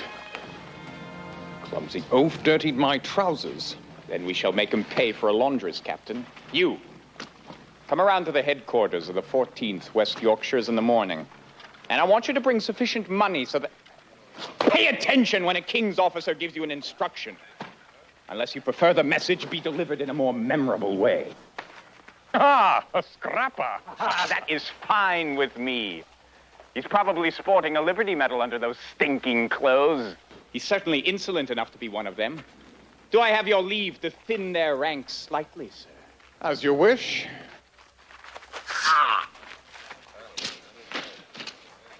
Paul! Stay your hand, sir. You've made one mistake, sir. No need to make another. What started this, lad? Well, sir, I happened to splash mud on the captain's trousers. It was an accident. Say, you see what he's done to my face? Improved it considerably, I'd say. I would remind you where you are, sirs.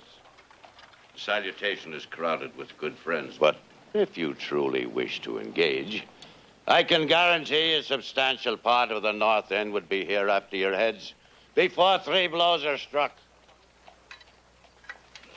Leave off, Stark. Sir, I refuse to cower in front of these... I said leave off, or you'll have a cut on your throat to match the one on your face. One of these days we'll have laws to hang you rebel scum.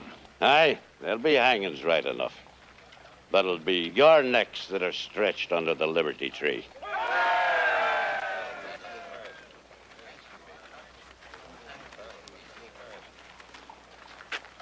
Good work, lad. Come along. Oh, and thank you, friends. And there'll be one round of drinks served in the salutation. Compliments of Will Campbell.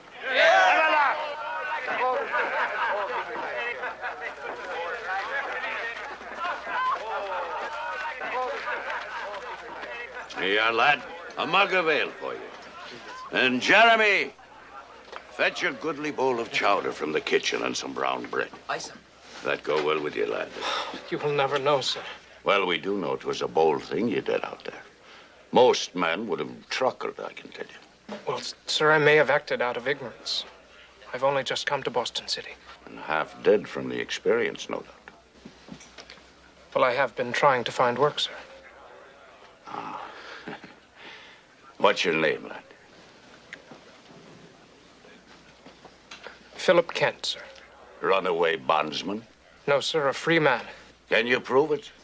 Only with my word. I think maybe there's something we can find for you to do here at the salutation. For a young lad who tweaked Tommy's beak, eh? You could use a new roof, Will. Aye, that I could, Ben. Are you good at carpentry, Philip Kent?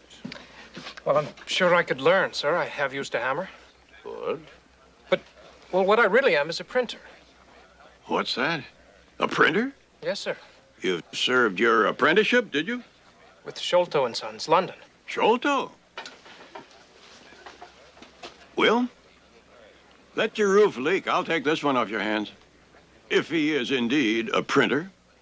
Say hello to Benjamin Eads, lad, of Eads and Gill.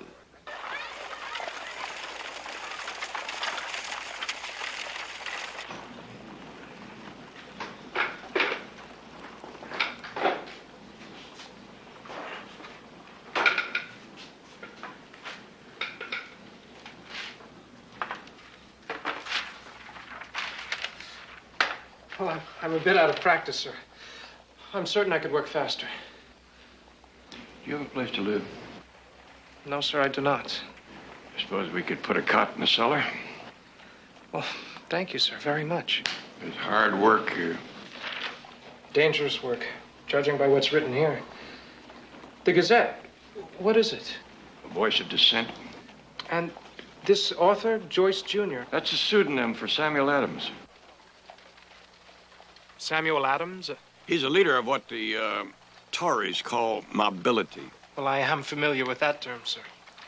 Lord North once accused me of being a member. Lord North? Yes, sir. The Prime Minister of England. You had an audience with him? Well, more of a chance encounter at my father's house. Now, see here, Philip. I must say I find it hard to believe that the lad who just arrived here in Boston penniless had an audience with the Prime Minister of England. Well, sir, it is true. You mind telling me how? Well, sir, my father was English, a nobleman.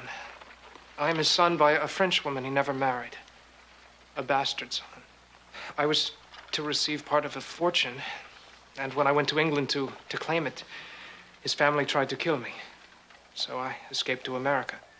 Your mother is French. Why don't you go to her? She is dead too, sir. But, well, in London, I got to like being a printer. Being in the battle of ideas, as Mr. Sholto would say. And Dr. Franklin told me that I could find employment. Franklin? Benjamin Franklin? Yes, sir. For God, a prime minister and Ben Franklin, too? Well, sir, I believe it was Dr. Franklin's feelings about freedom that convinced me to come here most of all. The preservation of freedom requires a struggle. And more importantly, secrecy. How long have you been in America? 3 days, sir. Barely. Man will never know whether he finds fortune or fortune finds him. But you must know that you have stumbled into something beyond your imagining. The Sons of Liberty. Our meeting place, the back room of the Salutation. This press, our spokesman. Our purpose, the guarantee of liberty. There's great risk here, son. Are you prepared to accept it? Yes, sir, I am. Good. Then let us get a tot of rum while we haggle over the inequitable price that I'm going to pay for your services.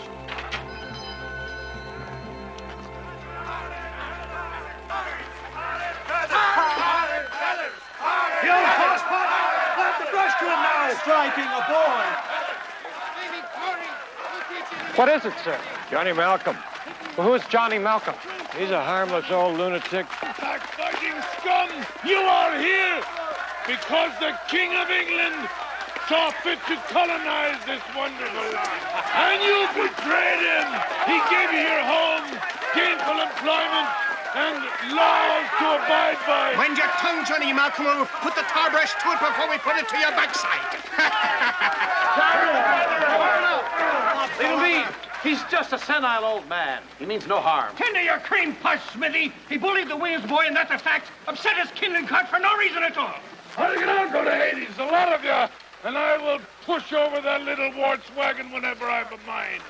I know his father is spreading sedition in Boston City, and if I split his head open, I will get 10 shillings from the governor himself. I will get double that for all you Yankee traitors. You had a taste of the tar and feathers once, Johnny. This time we'll do it properly. Stand aside, Smithy. Damn it, man, if you're a friend of liberty, leave off torturing a helpless enemy. Get out of the way. Hit him back, Smitty! Hit him back! What are your sense, man? Have you no idea what you do to the cause? Cause you give me cause, sir. For this.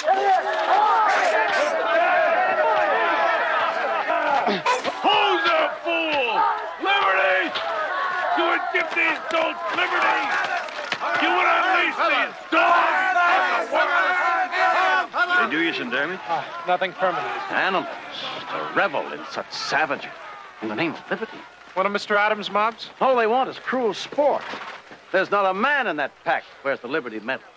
Ben, get out a statement. Let Boston know we had nothing to do with this, and we'll see to those that did. Done. Thank you for the hand, young man. Name is Revere. Paul Revere. Mr. Revere, Philip Kent. Paul is our resident silversmith.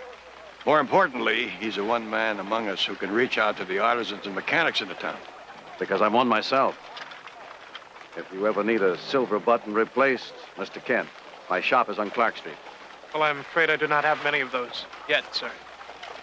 Yet? Spoken like a real Yankee, you bet? I think you'll find that he's one of us in many ways. I hope so. See you at the salutation, Ben. Right. How say you, Mr. Kent? Having felt the sting of a mob, do you have second thoughts about working with the men who incite them to action? The truth, sir? I do not know if I'm ready to fight for your cause, but I think I understand it. Better than most, I imagine. England looks at all of us here as her bastard sons. We feel we are her true sons. We will somehow prove that. Welcome to America, Mr. Kent. And to a common cause.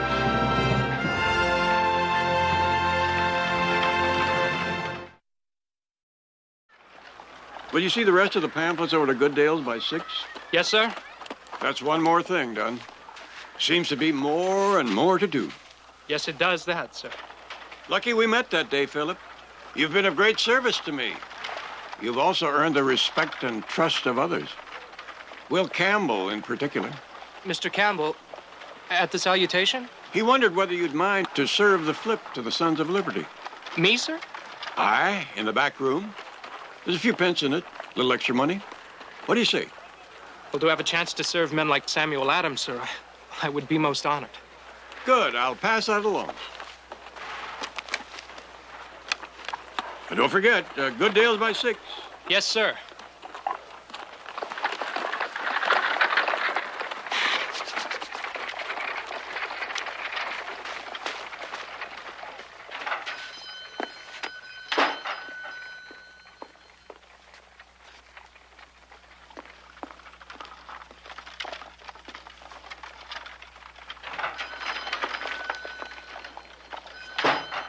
Was that Mr. Eads driving off? Yes, it was. Oh, damn. Well, is there something I can help you with? Are you a new apprentice? Well, I worked for Mr. Eads on wages, but I'm not bound to him or to anyone. This is copy from my father to be set immediately.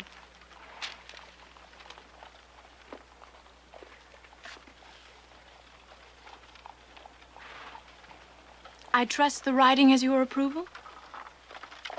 Yes, it seems excellent. And I agree with your father's appeal to establish a committee of correspondence, Mistress Ware. Do you? I wasn't aware an ordinary devil approved or disapproved copy. I will pass this material on to Mr. Eads the moment he returns. Good day. Thank you.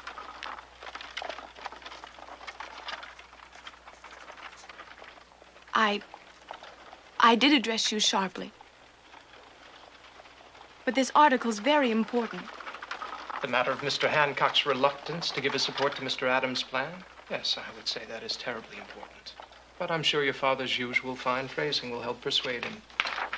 You're familiar with his writing? If we print it, I read it. My name is Philip Kent. As soon as the material has been proofed, my father would welcome a message to that effect, if you will so notify Mr. Eads. Please. What? If you will so notify Mr. Eads to that effect, please.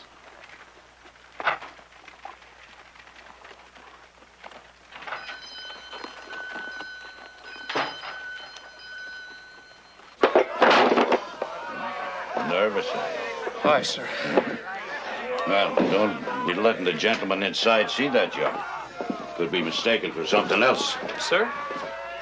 If any of the words spoken behind that door were to be repeated, a lot of men's lives could be in jeopardy. And if you seem like the kind of person that might let something slip, so to speak, one of those lives could be your own. Still want to go in? Yes, sir. They must be harnessed together, which is the purpose of the Committee of Correspondence.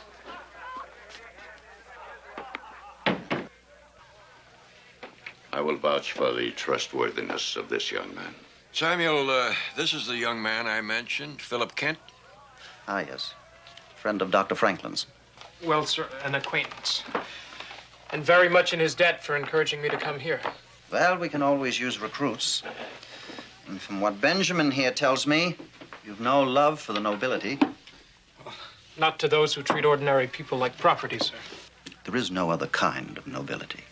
You have a foolish consistency, Samuel. We have friends. Like the Earl of Chatham. You can't just dismiss him because he's an earl. Principius obsta, Dr. Warren. Principius obsta. Take a stand at the start. The first appeasement only leads to others. Be assured of that. And at the very moment that we have no issue to stir up the citizens of Boston to our purpose, we are delivered with two. Two! Since June. And yet you hesitate. It is unforgivable. No, Campbell. Let him stay.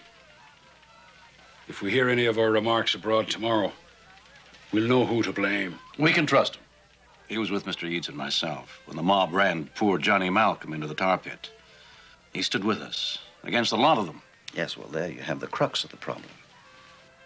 Now, how the devil can it be us against them when we all sink or swim together? The only answer is to provoke them. I don't think it possible to provoke a populace that's grown complacent with the present prosperity. It is possible. We must hammer at them daily with issues. Yes, such as the announcement by the Royal Governor Hutchinson that commencing next year, his salary will be paid not by the Provincial Congress, but by the Crown. The working man doesn't care who pays the governor. And since these last taxes have been rescinded... But not the damn tea tax. Ah, well, now there, we have a thorn for everyone's side. Magnify it out of all proportion if we have to. But use that single issue to seize advantage. Confrontation and conflagration will surely follow. Now, as soon as the citizens understand that and accept it... Samuel, you are a manipulator. And I will never agree that conflagration, your prettified term for open rebellion, for war, is inevitable. Well, then, sir, you are blind. No, sir, you are a manipulator. You are determined to take us to war. German George dictates our course. And I say, let it be the last dictate that he delivers to these colonies. Samuel is right, Philip. Dr. Warren may say what he will, but it's there for all of us to see. We are headed for war.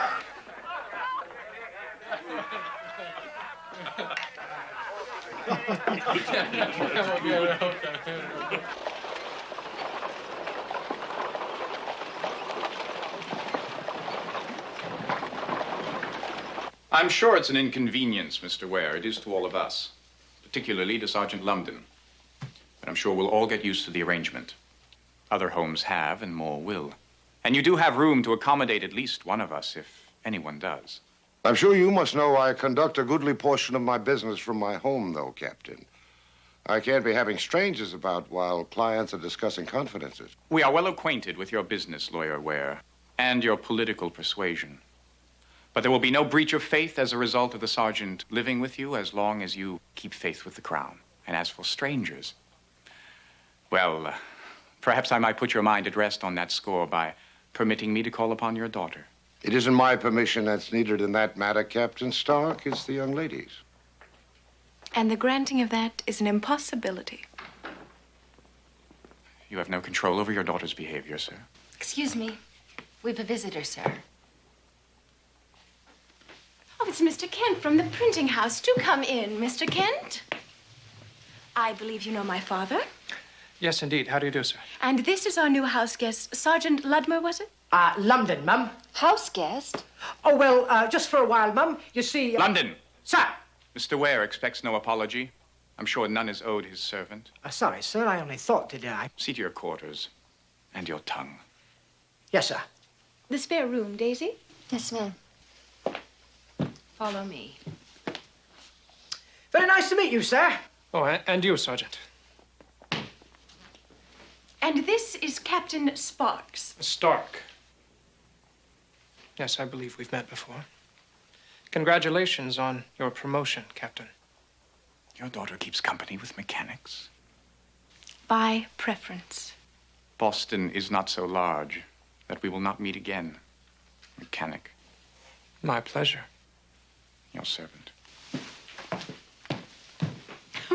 They all think their uniforms make them the catch of the day. Our thanks to you, Mr. Kent. We couldn't get rid of him, even with outright rudeness. I thought your greeting was for practical purposes. How is it you're acquainted with a lobsterback, Mr. Kent? We argued once, sir. About what? The scar on his face. Did you put it there? I've brought the proofs for you, Mr. Ware. I hope it wasn't too untimely. Not at all, lad. I'm anxious to look at them. I suppose I should apologize for my behavior at the printers. I suppose you should. I don't... I accept. Oh, you told the captain that you kept the company of mechanics by preference. And I intend to hold you to your admission. Might I call upon you some Sunday? Perhaps for a walk on the common, or I could rent a boat. It seems I have trapped myself, haven't I? It seems so, Mistress Anne. You are impertinent. Tell your father that I will be back in an hour for those proofs. And I will call for you on Sunday.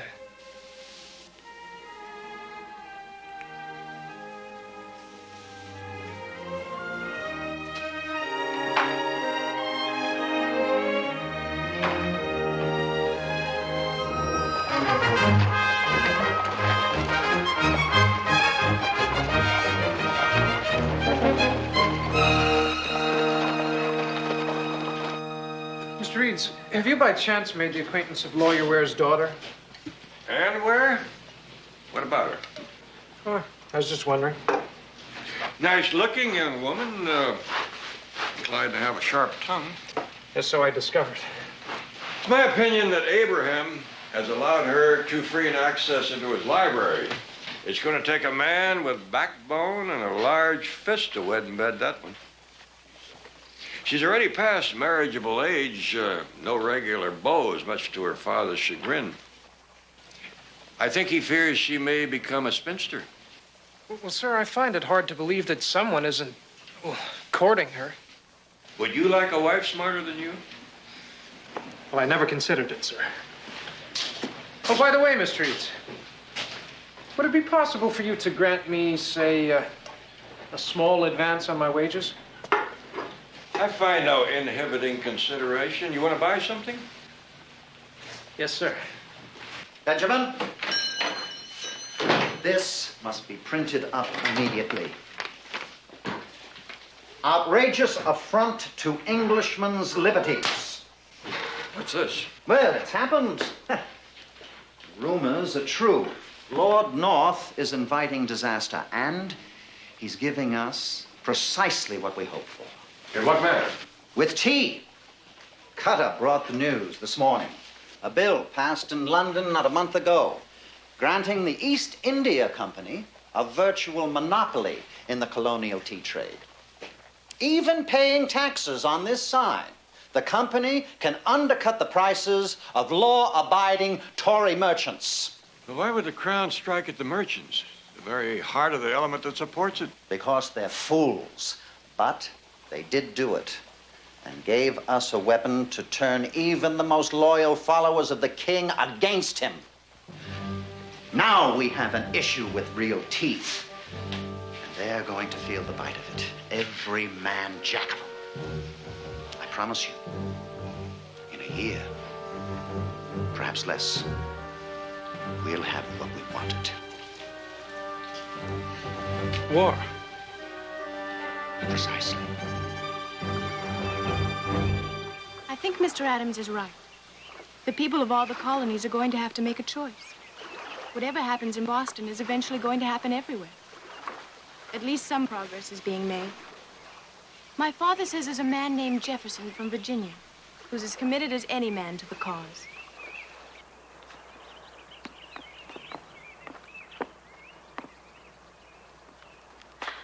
And what about you? Are you committed? Yes, I am. Why? Because of your father? I have other reasons. Meaning? I intend that liberty should apply to me, too. Not just to men. Why should I have to retreat from the world just because I'm a woman? The lady sounds angry. There has to be more to life than having babies and kitchens and seeing polish on hardwood floors. Plunging into politics? Hoping to be part of my husband's work someday. When I know who he is.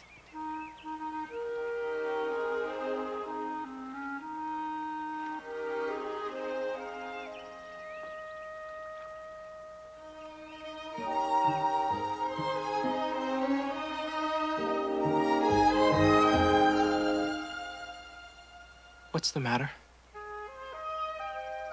I've loved no man yet, Philip. Not that way. I want you, Anne. I want you too. Then there has to be more. I'm sorry. I am too. I cannot give you what you need, Anne. Not now. Because you don't know if what you need is here or back in England? Someday you'll know, Philip. I can wait.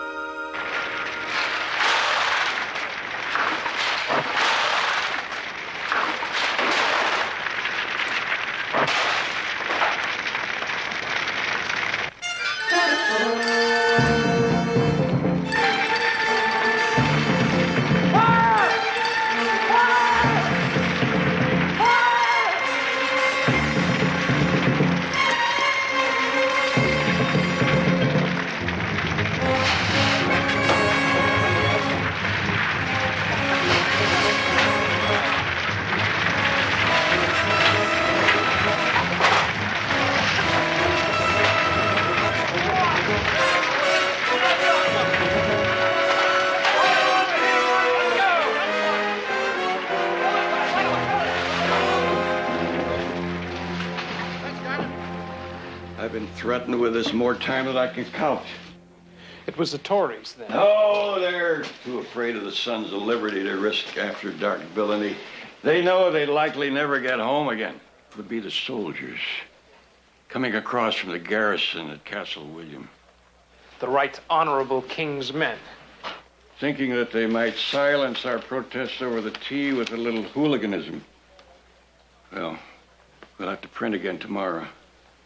They appear to have destroyed about a third of the run. We came close to destroying the only place I have to build a future.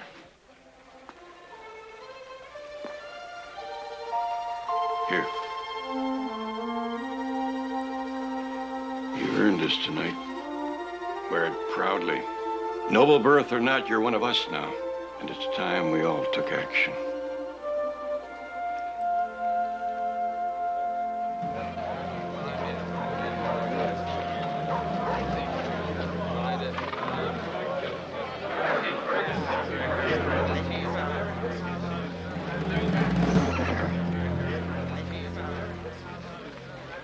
All I can find. There's enough for 10 men here. Well, I do not think blankets and feathers will fool anyone. We're not trying to fool anyone, Philip, but there are men with us who can't afford to risk discovery. Besides, these rags can be shed quickly if we have to run for them. It's Captain Ross. There he is. Quiet. Hear what he says. Captain, have you called upon the governor? I have. And what is his disposition in this matter? His Excellency repeated that he cannot give me a pass to sail from the harbour unless my vessel is cleared from the customs house, with the duty on the tea paid. No! Captain, it is the will of the citizens that your cargo of tea be returned to England. We will not have it on our shore. However, if you do not sail on the next tide, the Crown claims the right to seize your vessel and the tea. Therefore, sir, you must sail. Right! I cannot possibly do so. It would prove my ruin to pay the tax. Well, then it would seem we have but one choice. to find out how well tea mingles with salt water. No matter what transpires, from this time forward, let it be remembered that no one shall attempt any harm on the good captain here or his vessel. Now to the harbor! Let's brew some tea! Aha!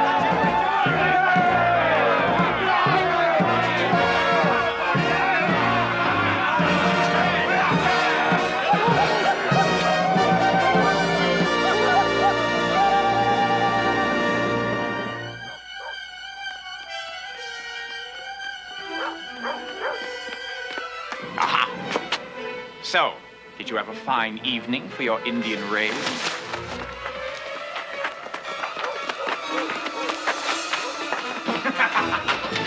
Well, the mechanic. I thought I recognized you under that blanket.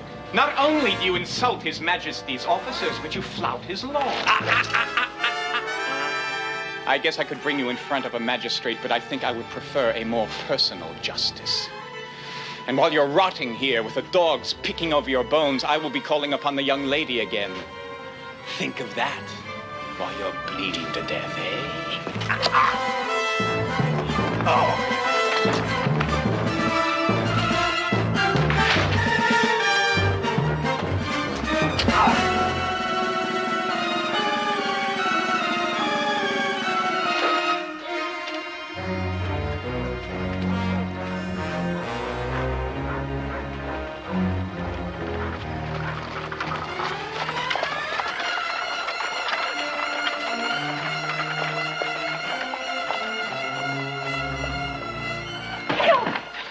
Anne.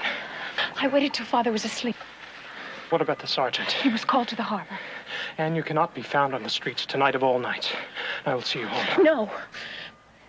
Philip, I saw you leave. I thought what could happen. I had to... Philip. It is nothing. You're bleeding. Anne, let's go. I won't leave you like Anne. this. Inside, Philip. Inside.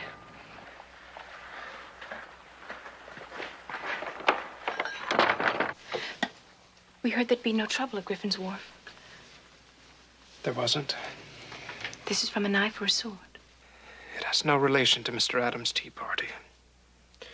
It's just something that happened, and it's over now. Oh, Philip. All I could think about when I saw you leave tonight is how I've been prattling on about the future. When the most obvious thing is that we may not have any future at all. Anne. Tonight I knew what I had to do. To come here and say what I've never said to anyone before. Anne, I don't think... I want you, Philip. Without any conditions, or promises, or pledges about tomorrow. I want you.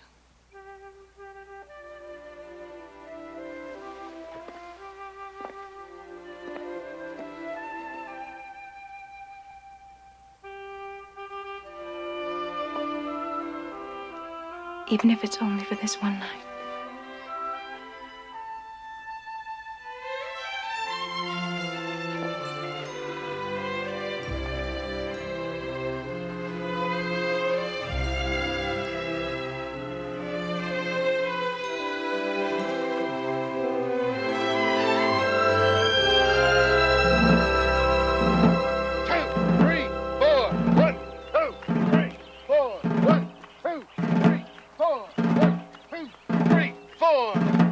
Militia! Halt! Right, turn! Present, arms! Ground, arms! The next drill of the 4th Company, Boston Grenadiers, will be Thursday, 4 in the afternoon. Dismissed! Kent. Sir. You take well to the militia. Well, thank you very much, sir. My father was a soldier. This is a reserve company. We have 3 units which we consider front rank. If you'd be interested, I could propose you for one of those. I would consider it a privilege, Colonel Knox. You would, of course, be required to supply yourself with a musket. The current Brown Bess in use by the King's men would do nicely. We're not overly curious how a man acquires a gun so long as he has one, if you follow me. I do indeed, sir. Colonel Knox! Colonel Knox, your wife sent me with this. It was just posted. Damn them to hell. What is it, sir? New bill just passed Parliament. The province of Massachusetts is to be punished for destroying the tea. As well as for her long and open rebelliousness against Crown authority in general. This bill forbids the loading or unloading of any cargo in Boston Harbor effective June 1st, 1774. We've received reports that the British Naval Squadron is already seeing to the completeness of the blockade. We'll survive. The city can be supplied by land across the neck. New York, the other colonies are sure to help. I pray God you're right. If that's not the case, these intolerable acts will mean the end of Boston. The end? On the contrary. Do you know what the outcome will be if the ministers continue to make laws to punish us? Do you know where the road will lead? Armed resistance. More than that. United resistance. And then? Independence.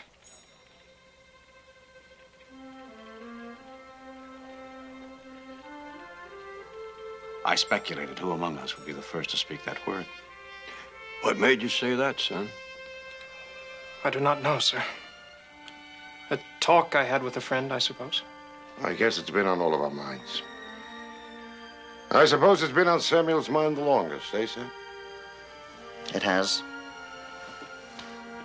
And I will accept nothing less. It is not as much as Samuel or Dr. W., or indeed myself, would have wished. On the other hand, to be here in Philadelphia, to be among the delegates who foregather at City Tavern at nightfall, and to hear such gentlemen as the very respected Colonel Washington of Virginia voice the same concerns as the men of Boston. That, my dearest daughter, is an experience not capable of being fully described, only savored in the proud heart. Your father's a good man. You must be proud he was chosen. Yes, I am. And so is he. Does he say when he might return? No. Thankfully. As much as I miss him, I think I'd miss this time alone more. We'd best get back. In time.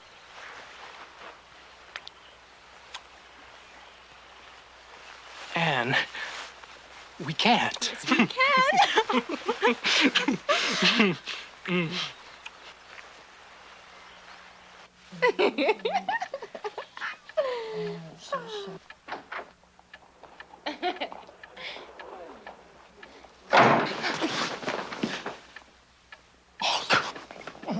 Daisy? Miss Anne? Miss Anne? Oh. Don't think ill of Daisy, Mistress Ware, or you, Mr. Kent, sir. It was me who made her. George! I mean... It's all right, Daisy. It's all right. I just don't know what got into her, sir. I mean, into me. I took complete advantage of the poor girl. Oh, Daisy, please forgive me. Please forgive me. George, get up. Oh, yes. Oh, yes, my love. I'm sorry now.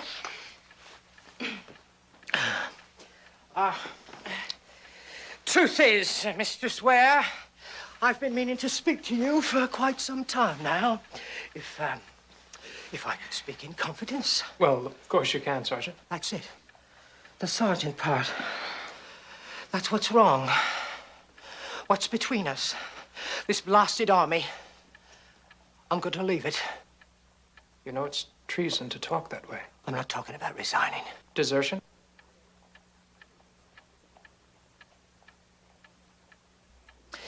Sir, when I first came to Boston, even though I hated the fact I was here to repress fellow Englishmen, I would have struck down any chap who said I might run away.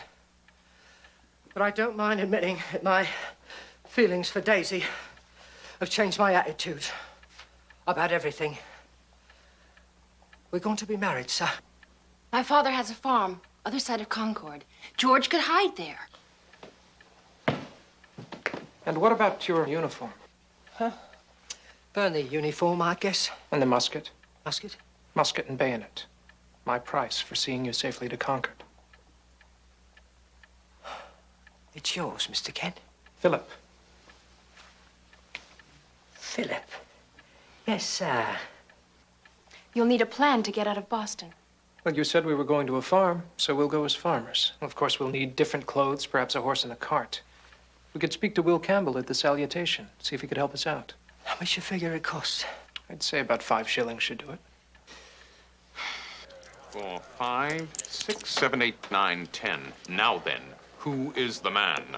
I don't know his name, sir. I only know he's quartered in Lawyer Ware's house on Laundry Street.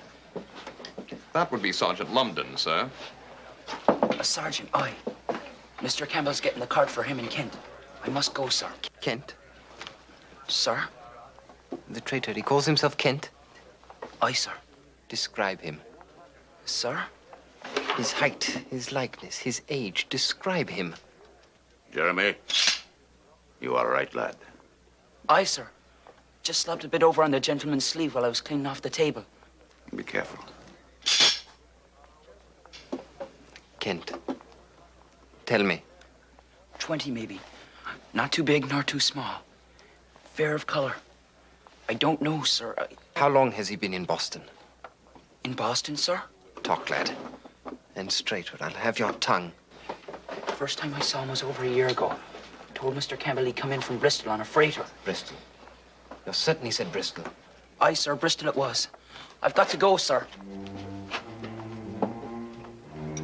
What is it, Colonel? Are you all right? Colonel Amberley, what is this fellow Kent? Do you know him? The highwayman who left my hand this way. I'm told he calls himself by that name.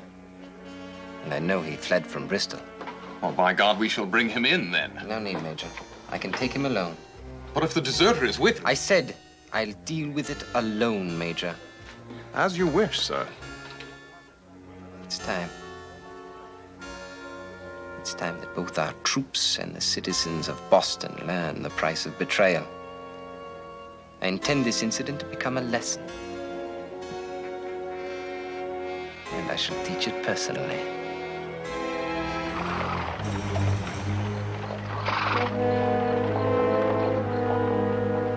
Philippe Charbonnel. Where is he? I told you I don't know anyone by that name. You know the name Kent, don't you? Philip Kent. Get out. Oh, is he your lover? He has a way with women, I'm told. My wife was his lover once. Did he tell you about her? You're hurting me. And your Frenchman never hurts you? Strange. At least he told me he hurt her. Very deeply, she said, by leaving her after he'd known her pleasure. Please.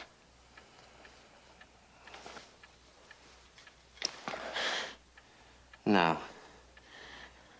where is he? Get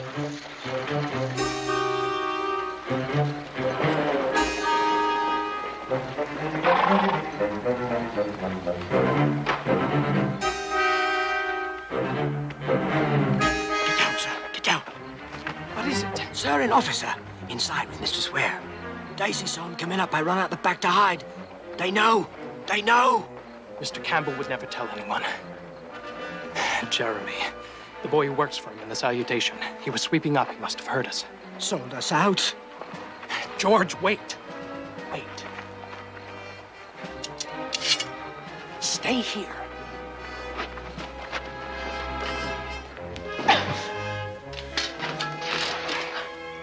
He did that to me. And he took Alicia while she was betrothed to me. What do you think I'll do to him? My father... Your father will do nothing. The general staff knows how this house is used to hatch treason. But perhaps when your lover learns what sweet pleasures I've taken here, he'll be as eager to seek his revenge as I am mine. Charbonnel. Outside. I will not spill your blood in this house. You dare to take the name Kent. I wrote Alicia about finding you. Told her about your long overdue death.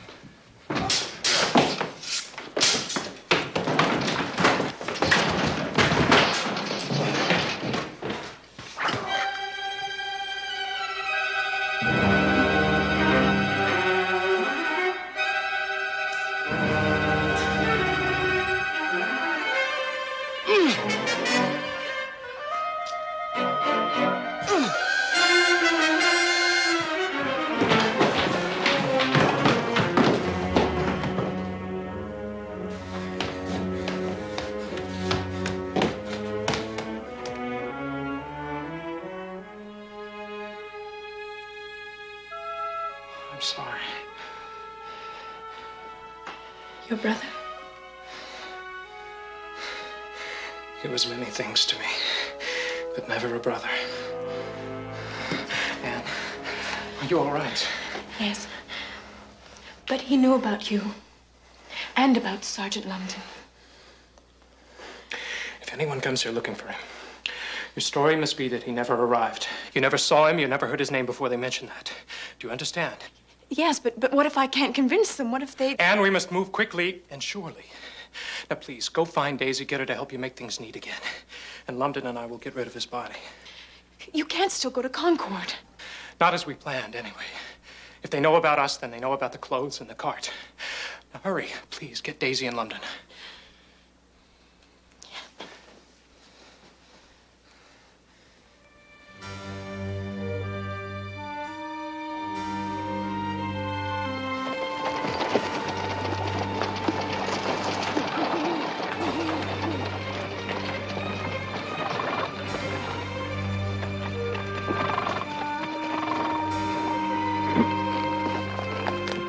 George, hurry. I just saw some soldiers a ways back.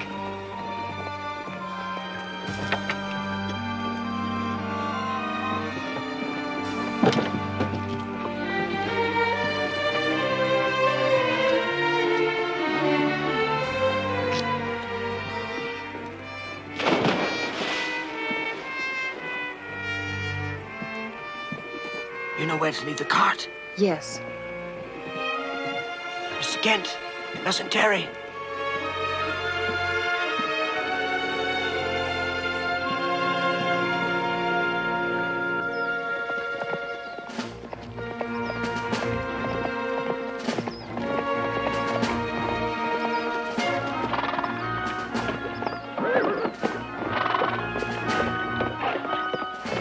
Keep your pace.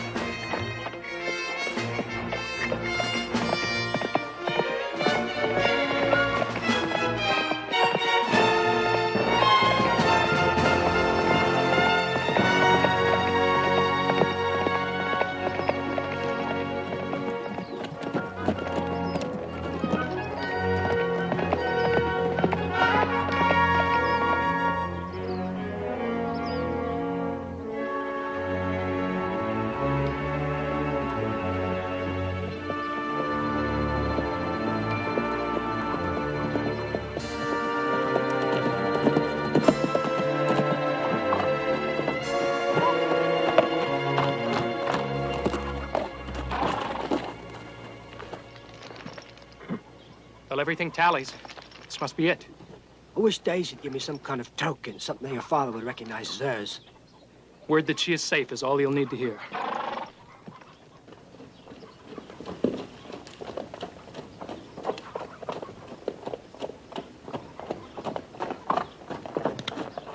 That bit far enough. We are friends. Not by the coats on your backs. I knew it. Daisy told me her father would just as soon shoot me as meet me in this uniform. Be quiet, George. The coats are borrowed, friend. We come from Boston. From Daisy O'Brien. Mind whose name rolls off your tongue so lightly in her father's presence, Major. I don't give a tinker's damn about your rank or about the crown you bought it from. You were asked to state your business. Well, state it and be gone with you. Mr. O'Brien, we are not at all what we seem, sir. Our real clothes are in Mr. London's You were pack. told to stand fast. Sir, look, this tear and the stain. I have no wound, sir, because the uniform is not mine. To what end do you wear it, then? Well, to seek shelter, sir. And Daisy told us we'd be safe here. Well, and this, sir. Well, this was just to get us here without question. My name is Kent. Philip Kent. Sir? Master Charbonneau. Lucas? It is you. How you be? I am well, Lucas. Much better now. You know this man? I do that, but not by the name he gave me. No, sir, but then I've had more than one name myself. But this man and I, we had one grand time on the Bristol Road about 2 years ago, sir. Well, a lot can happen in 2 years to change a man. They could be just what they look like. King's men, hunting for military stores.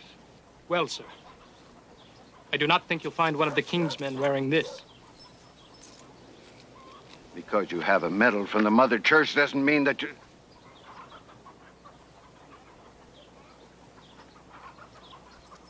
The Liberty Tree. You're one of the Boston band? I am. Could be stolen. It could be. But it isn't. So, when I couldn't find my brother in Virginia, I came north. Met Mr. O'Brien. That still does not tell me why these two should come riding into here calling my daughter's name. Well, Mr. O'Brien, Mr. Lumden here is a former soldier of the King's infantry. And I helped him to escape. That doesn't explain Daisy. Well, sir, see, George. Well, the fact of the matter, sir, is, well, George and Daisy plan to marry. What?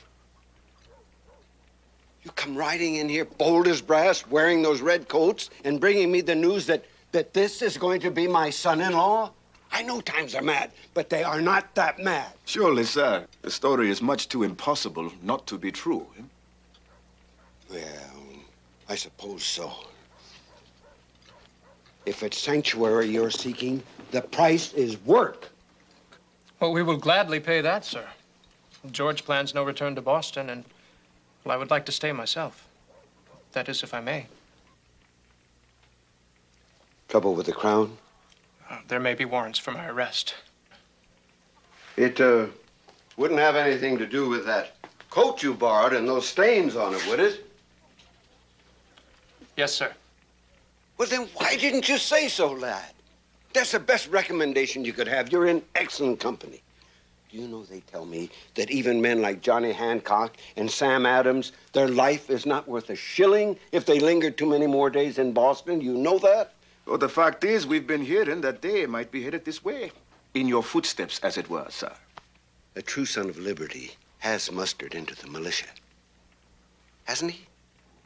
Well, indeed I have, sir. The Boston Grenadiers under Captain Knox.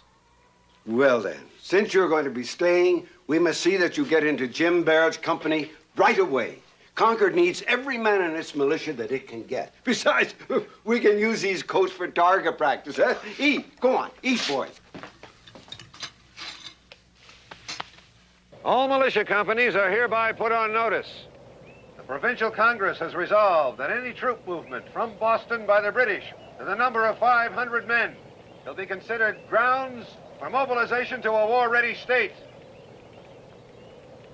Now, there can be little doubt that we are but weeks away from war.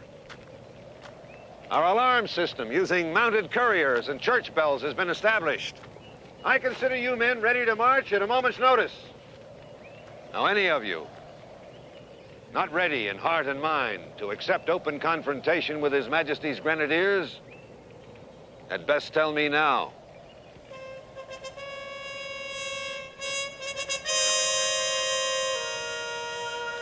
Good. And let us assemble.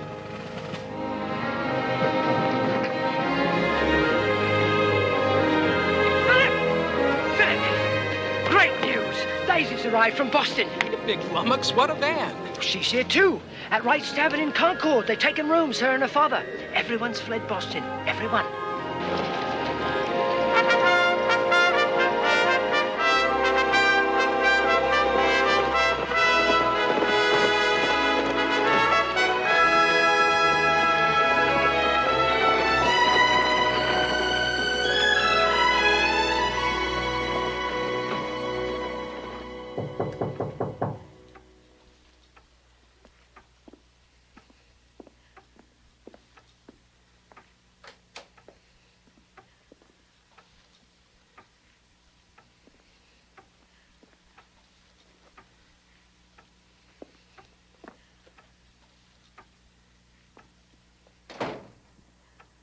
Anne. Things have been difficult. We were lucky to get out of Boston at all. This is all we were allowed to bring with us. As for the rest, the house and the furnishings, well, the soldiers of the Tories have no doubt looted the place already. But if Papa hadn't run, he would have faced arrest for his activities. Only Dr. Warren insisted on remaining behind, and Paul Revere to coordinate spying on the troops. What about Mr. Eads? The last I heard, he was starting to dismantle his press. He hopes to smuggle the pieces and what he needs to Watertown. He and the others are concerned about money. I do not understand, Anne. Why money? The printing of it. Or didn't that occur to you? What's the matter with you? This came for you. I kept it with your things. A private courier brought it to the door only hours before we left. I shouldn't have opened it, but under the circumstances. It's from his wife. Alicia? She wants you to come to her. In Philadelphia. She says it's urgent. Anne, I have no interest in anything she might have to say, urgent or otherwise. I have no reason to see her. How do you know? Because anything between us is dead now. If you lay with her, Philip, if you shared her bed, how do you know there isn't something very much alive between the two of you? A child? Your father had a bastard, why not you? Does she say that? No, but you don't deny it's possible. You don't deny you took her the way he said you did. Why, Philip? Because you had to have everything that belonged to him? Because you had to prove you were his equal? Anne, please. It's always been with you, hasn't it? That need. It's what kept you from ever finding me good enough to share a life with. You still want all those dreams your mother spun for you. You want to be a nobleman. To have what they have, possess what they possess. Anne, stop it. It's true. Admit it. You want everything your brother had. Even his wife. You are going. And I've gone through most of my life not knowing who I am. Not who I really am, or where I fit into this world. But if I fathered a child will never know the doubts that I've known. What if I told you? What? Nothing. Safe journey?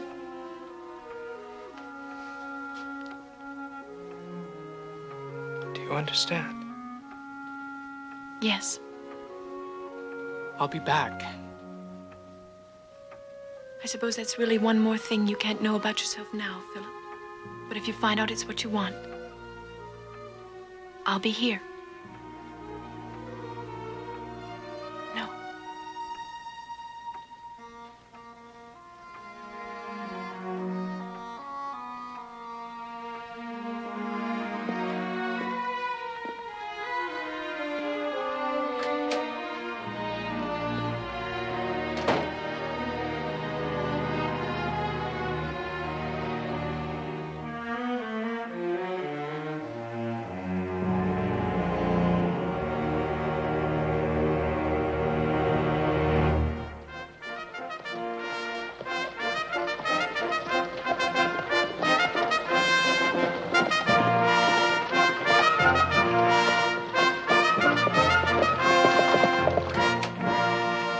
Mr. Kent, view of the park, wood for the fire, bedroom adjacent, and a private bath. Well, there must be some mistake, sir. I need only one room. A small one. Oh, quite the contrary to Lady Amberley's instructions, sir. She said the finest. These are our finest. How much? Well, that's been taken care of, Mr. Kent, for the length of your stay. I do not expect to be staying very long, sir. To the contrary again, sir, but then, as I said, the lady has taken care of everything. Is there any further assistance I can provide? No. Thank you. This, well, the room is quite adequate. Thank you very much. As you say, sir. Oh, one thing. Sir? Did Lady Amberley say where she could be reached? I believe she intends to contact you, sir, at her earliest convenience. I see. Well, thank you then. Your servant, sir.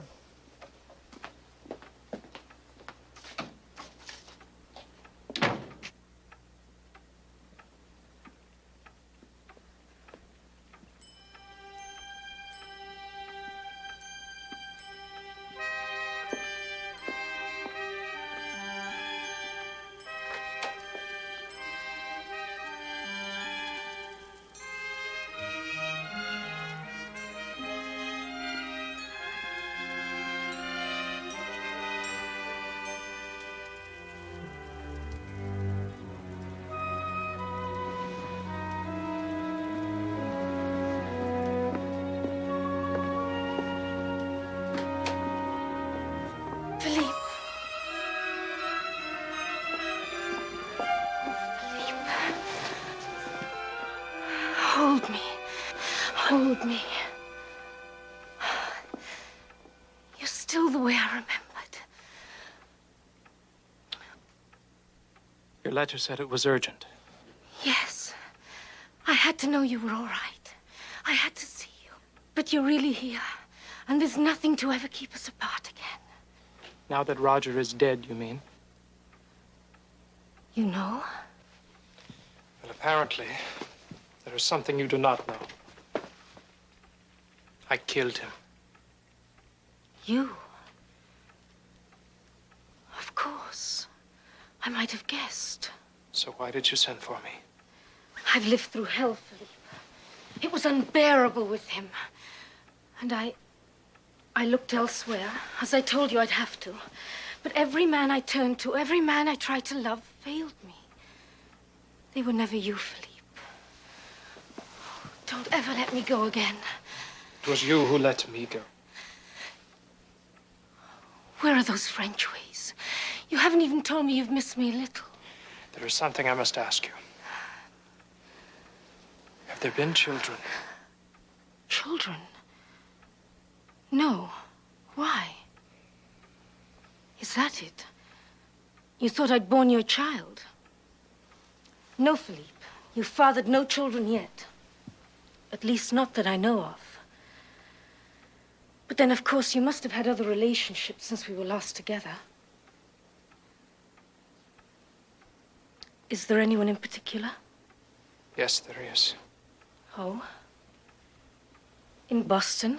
She is waiting for me now. Well, when it comes to waiting, Master Frenchman, I'm at the head of the line. And I demand my turn to sway your persuasions. Now. Alicia. Tell me you've forgotten how it was. Tell me. Tell me. No, Alicia. No, I have not forgotten.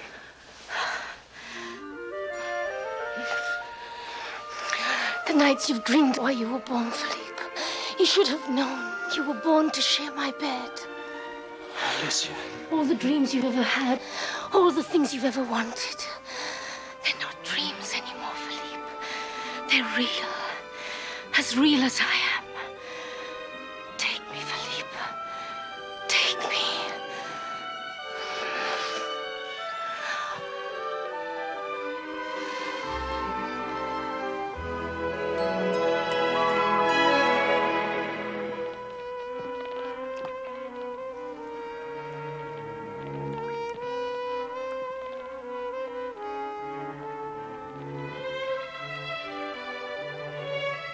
What?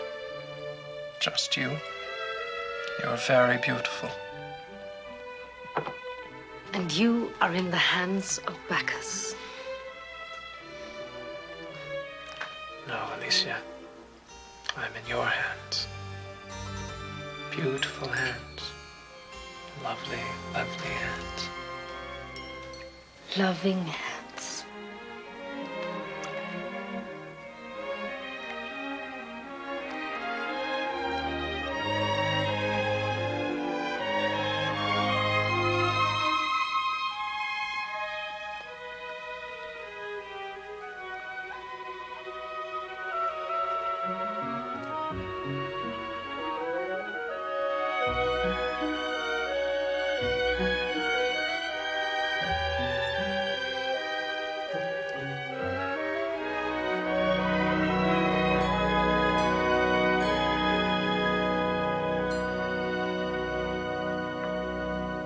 one in that also. Oh, yes, ma'am. Alicia, please. You don't like it?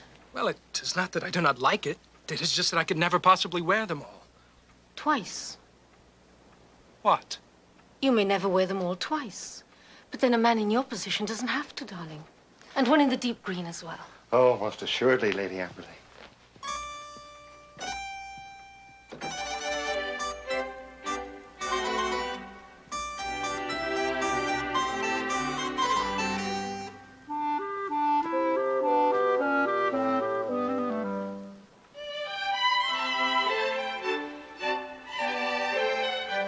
Stunning. Absolutely stunning. Here. No. Just a look. Alicia, no. Please.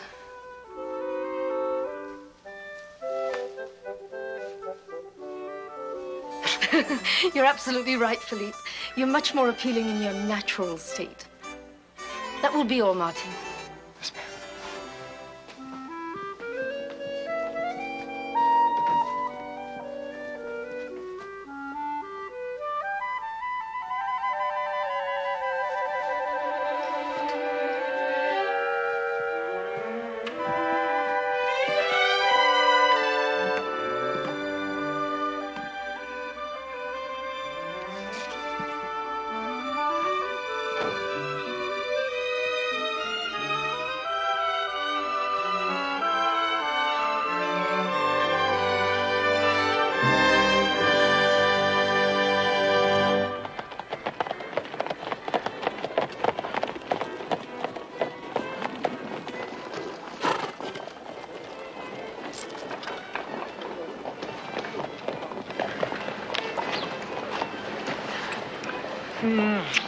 You go ahead and sign.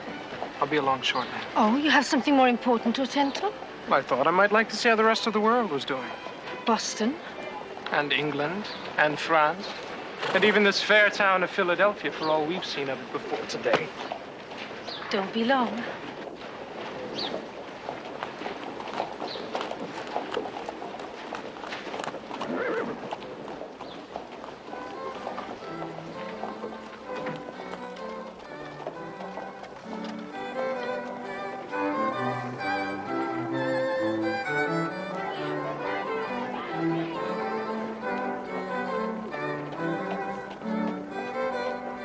I beg your pardon, sir. Have you a copy of the Boston Gazette? There's only one, and it's over 6 weeks old. I believe we are acquainted, are we not? Well, Dr. Franklin, warmest greetings to you, sir. Well, you're looking splendid, Master Charbonneau. Quite splendid indeed. Thank you very much, sir. Can the printing trade be doing so well by you in such a short time? Well, I have had a bit of good fortune of late. It would appear, Monsieur Charbonneau, it would appear.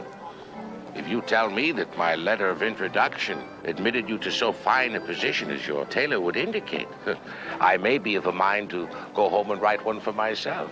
Well, your letter was very much appreciated, sir, as I trust you know. Oh, by the way, I've taken a name, an American name here. Philip Kent. Kent, huh? Philip Kent. Yes, has a good Yankee ring to it. Am I to presume, then, that you've decided to take up residence here in Philadelphia? No, sir, in Boston. Well, that is until recently. As you know, the situation there has been rather uncertain. And the man I was working for, he's now relocating. A Mr. Eads, of Eads and Gill. My, Ben Eads at that. Then you are just the young man I want to see. I've been thumbing through the pages of this Gazette, but as I said before, it's 6 weeks old. How long since you left? Less than 3 weeks, sir. Oh, then will you walk a while with me? I've had no news from Boston but rumors of late, and I want to see how things stand. I would be most honored, sir. Good. Come, let us walk, eh?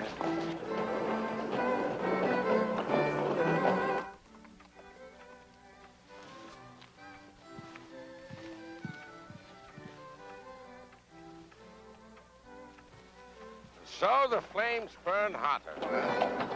Well, Mr. Adams says it would lead to war. He even seems to want it. The others? But the city stands divided, sir. Even some of the Sons of Liberty question the wisdom of total independence. And you? Well, my opinion is hardly important, sir. Contrary. If war comes, it'll be young men like yourself who'll have to shoulder the muskets on both sides. Where will you stand then, huh? I do not know, sir. Mugwump. I beg your pardon, sir. Mugwump. The Algonquin Indians called their leaders muckwumps. But we have altered the word a bit in contemporary politics and made it mugwumps. But it is not a leader to us. It's a new breed of bird who sits on a fence with his mug on one side and his wump on the other. Unfortunately, however, this new breed may soon become extinct. A bird sitting on a fence is bound to catch a ball in the crossfire when the shooting starts. Well, then where do you stand, Dr. Franklin? Well, I'm not at all certain that war will succeed. At best, only a fraction of the population will support armed hostilities. No matter what their dedication, they will be only untrained farmers pitted against regiments which have distinguished themselves in battlefields the world over. Well, then you stand opposed. No, I am persuaded it's the only road we can travel. Toward independence? Yes, but this time America will be a little more than just a bastard child, thrust into the world alone and unprotected, exposed to countless risks that the more timid and the more secure would never experience. A kind of independence, Philip, that can be forged into an existence infinitely stronger and weaker than a normal course of life. Yes, I think I can understand that, sir. I am a bastard myself. I know. That is one of the reasons I counseled you to come to America. We are all bastards here, Philip. Of English blood, but denied our heritage by a crown who refuses to recognize us as her rightful sons. If only someone in German George's court would stand up to him. But they won't do it. Not North, not Dartmouth, not Kentland. Well, what's the matter, lad? You're white as ashes. You said Kentland? Yes, James Amberley, the Duke of Kentland. He's the Assistant Secretary for Overseas Affairs. Yes, I know who he is, sir. But you say he's alive? Well, I can't speak for today, but he certainly was when I sailed. We spoke outside the House of Lords. But they told us he died, sir. They said he was dead. Lady Amberley, her son Roger. You know about them and about me. Not too difficult a task. From our conversation in London and what Solomon Sholto told me about your leaving and your new name, Philip Kent. Damn them. Philip. Don't hate them all. Not your father. I have a bastard son myself, and I love him nonetheless for his illegitimacy. Yes, but my mother died because of what they did. I doubt that the Duke knew that. Aside from his blind loyalty to the king, he's a wise and humane man in all respects. I am once again in your debt, Doctor. The choice we've been discussing. You've made mine a very easy one. It can't be an easy one. Not for any of us. But it may be necessary to survive, to know who we are and what we are to become.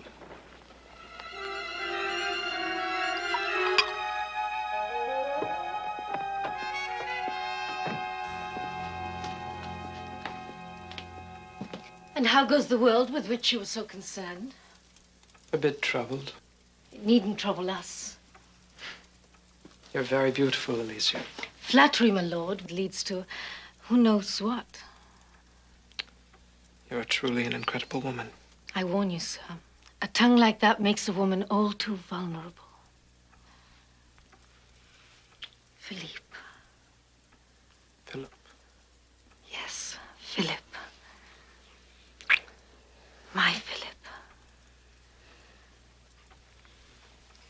Was it as easy the first time, Alicia? What? The wreaths at the door of Kentland, the shocked looks of the servants, the pretended show of grief. Was it as easy to buy all of that as it's been to buy me? Philippe. Philip. All of this, Alicia. These rooms, the clothes, the satin quilts, the wine, the smell of your perfume. All this time with a woman so warm and willing that could not possibly think of anything or anyone but her. This is a world I've never known, Alicia. A very, very powerful world. Wealth and title. They can buy anything, can they not? Or at least blind those of us who have never had them to the truth. You spoke of Kentland. Of the Duke's death. Yes, I did. Then you found out. Yes, Alicia. I finally found out. Oh, I'm so glad. I didn't know how to ever tell you what happened, how it happened. And you don't hate me. Hate you. All of the pieces of my life have finally fallen into place. Now, how could I possibly hate you for helping that to happen? Oh, my darling, I was so frightened, so afraid you wouldn't understand. Understand? Alicia. Of course I understand. Then we can go to London tomorrow, together with the letter. The letter? From your father. The proof that his estate is rightfully yours. My father would never honor that letter now, Alicia. Not when he learns how Roger died. He doesn't have to know that. You mean he is as easily deceived as I have been? Well, perhaps that is more proof in our relation than the letter would have been anyway. You don't have it. We still have each other, Alicia. You've destroyed it? It nearly destroyed me. Philippe, tell me the truth. The truth. The truth, my dear, beautiful Alicia, is that I am a fool. And you are a whore. Philippe! Philippe!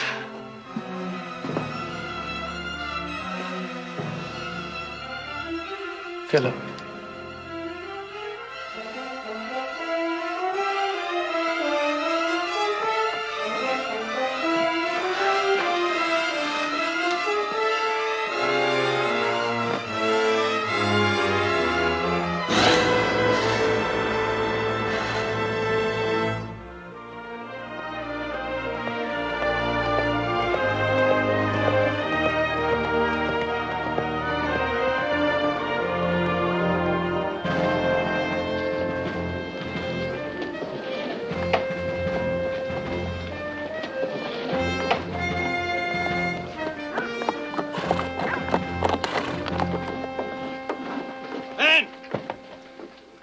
Men! Listen to me. British troops are on the road to Concord. Flanker companies from different regiments. All those already armed remain here. The rest of you get your muskets and reassemble here as quickly as possible. We still have supplies to be moved. We need every hand we can get. Now set to.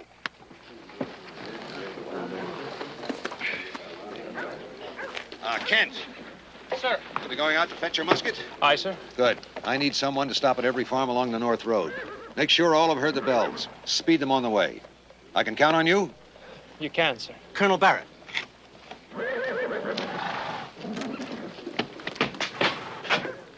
I thought that was you. So you're back from Philadelphia. Yes, sir. Is Anne inside? What you did, what you must have said before you left, brought her as much grief as I've ever seen. She refused to give me any details except to tell me there was nothing more between you two, so you go on, carry out your orders, and don't ever try to see her again. Mr. Ware. I said leave her be! She wanted to protect you. But I remember her mother this way. That white look on her face, the spells of weakness in the morning. Anne is with child? Sir, I have to see her. I'll use it, Kent. If you even try to see her again. Kent! Damn it, get going. Now that's an order. Yes, sir.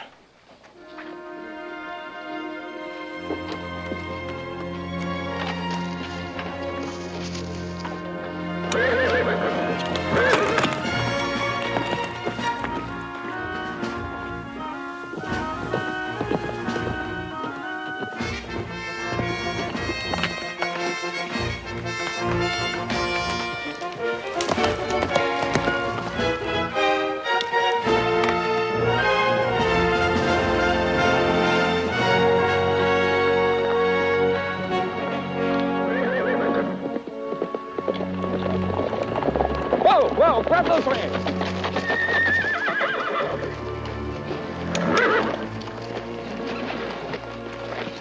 Kent. Mr. Revere. Do you know him? Aye. From Boston, and a high son of liberty, too. You came up the post road? Aye, sir, I did. Any sign of redcoats? Well, no, sir, none. There's a detachment abroad. We've no wish to run afoul of them. Aye, lad. We're riding express to give the alarm. Last night, light infantry and grenadiers started slipping aboard boats on the back bay. We might have been surprised, too, but one of our lads found 2 mongrels bayoneted on the streets. To prevent them from barking. But thanks to Mr. Revere and Mr. Dawes, our expedition is a secret no longer. If you're still with the militia, you'd best get to your unit. British. Away, and Godspeed.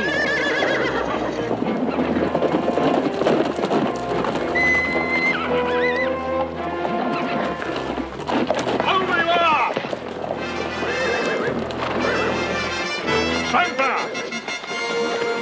Good day, gentlemen. May we crave your names?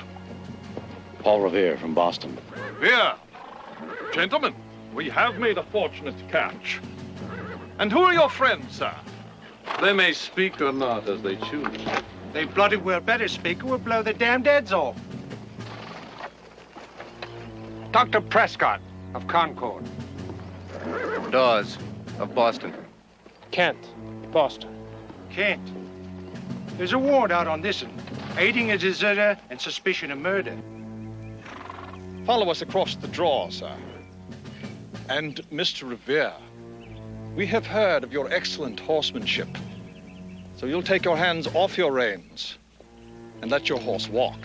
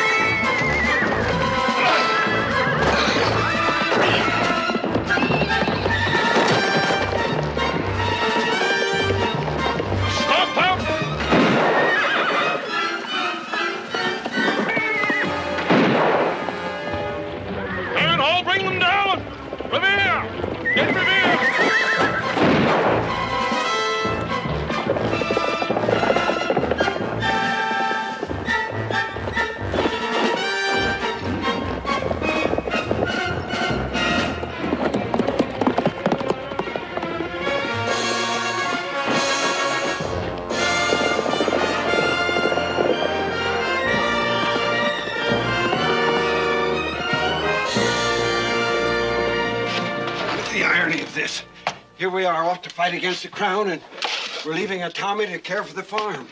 Well, I'd feel much better if we had a spare musket or two, sir. Don't you worry, Sergeant. If the Grenadiers get this far, there are plenty of sickles and scythes in the barn.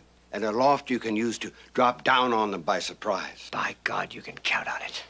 What about me? You'll be riding with us to Concord. If there's to be marauding, it's best you're in company. Lucas, let's saddle the horses.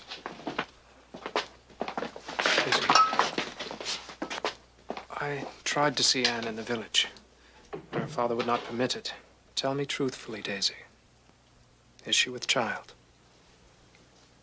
Yes, sir. I'm sure it's true. Will you give her a message from me? I'll try, sir. In case we do not return, tell her that she has my love. Yes, sir. God bless you, sir. Thank you, Daisy. Oh, and thank you for bringing my things.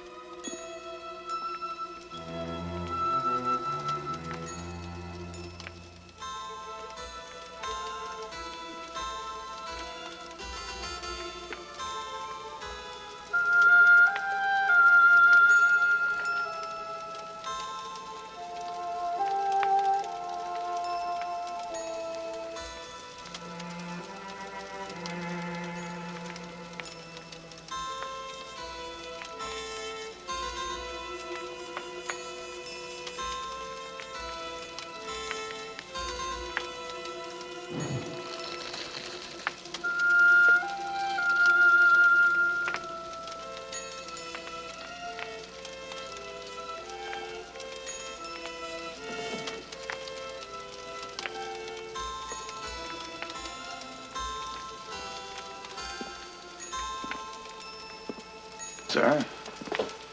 What you do there? I'm buying my freedom, Lucas. Sir?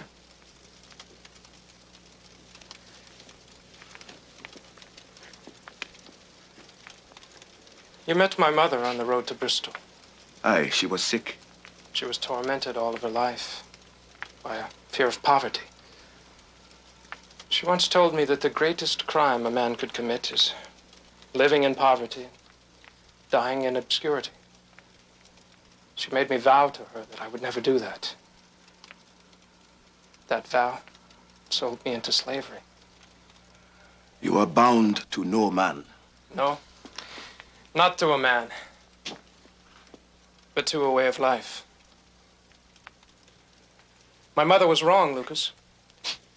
Living in bondage to another person's principles, another person's values. Bondage of the body, bondage of the soul, it doesn't matter which. That is the greatest crime a man can commit. For it is a crime against himself that destroys his own identity, even his own worth. That's freedom, sir. Now, if you're ready to defend it, your horse is saddled. Mr. O'Brien is waiting. And I thought you might want this. It's a little old, but it's warm. Are you sure you will not need it? Well, a man doesn't need more than one coat at a time, sir. No. No, he doesn't.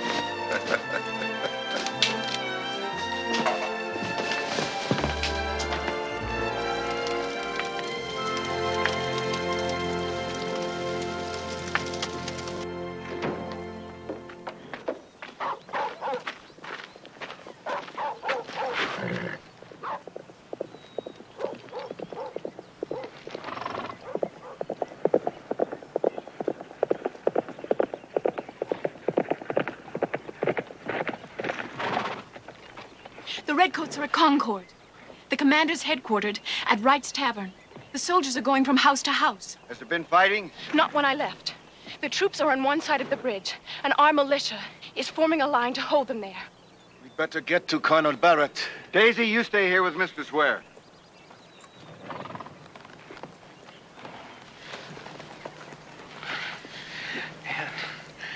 Annie, I tried to see you. My father told me. Why did you ever let me go? You had to go, Philip. But oh, how I prayed you'd come back. Why didn't you tell me about the baby? I almost did. But I couldn't use that to hold you. Anne, I love you. I love you. Ken. Yes, sir. Annie, men will die today on both sides. God knows what the future will bring for any of us. Or what I can promise you. But if I come back, and if you'll have me. Yes, Philip. Yes.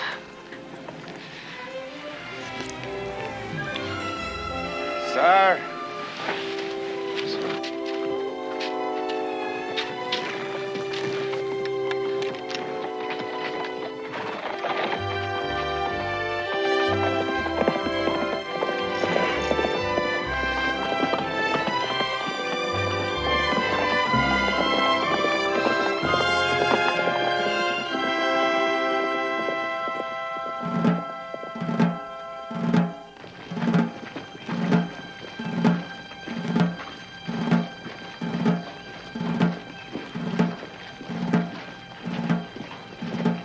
Philip Kent, one of a rare breed of men.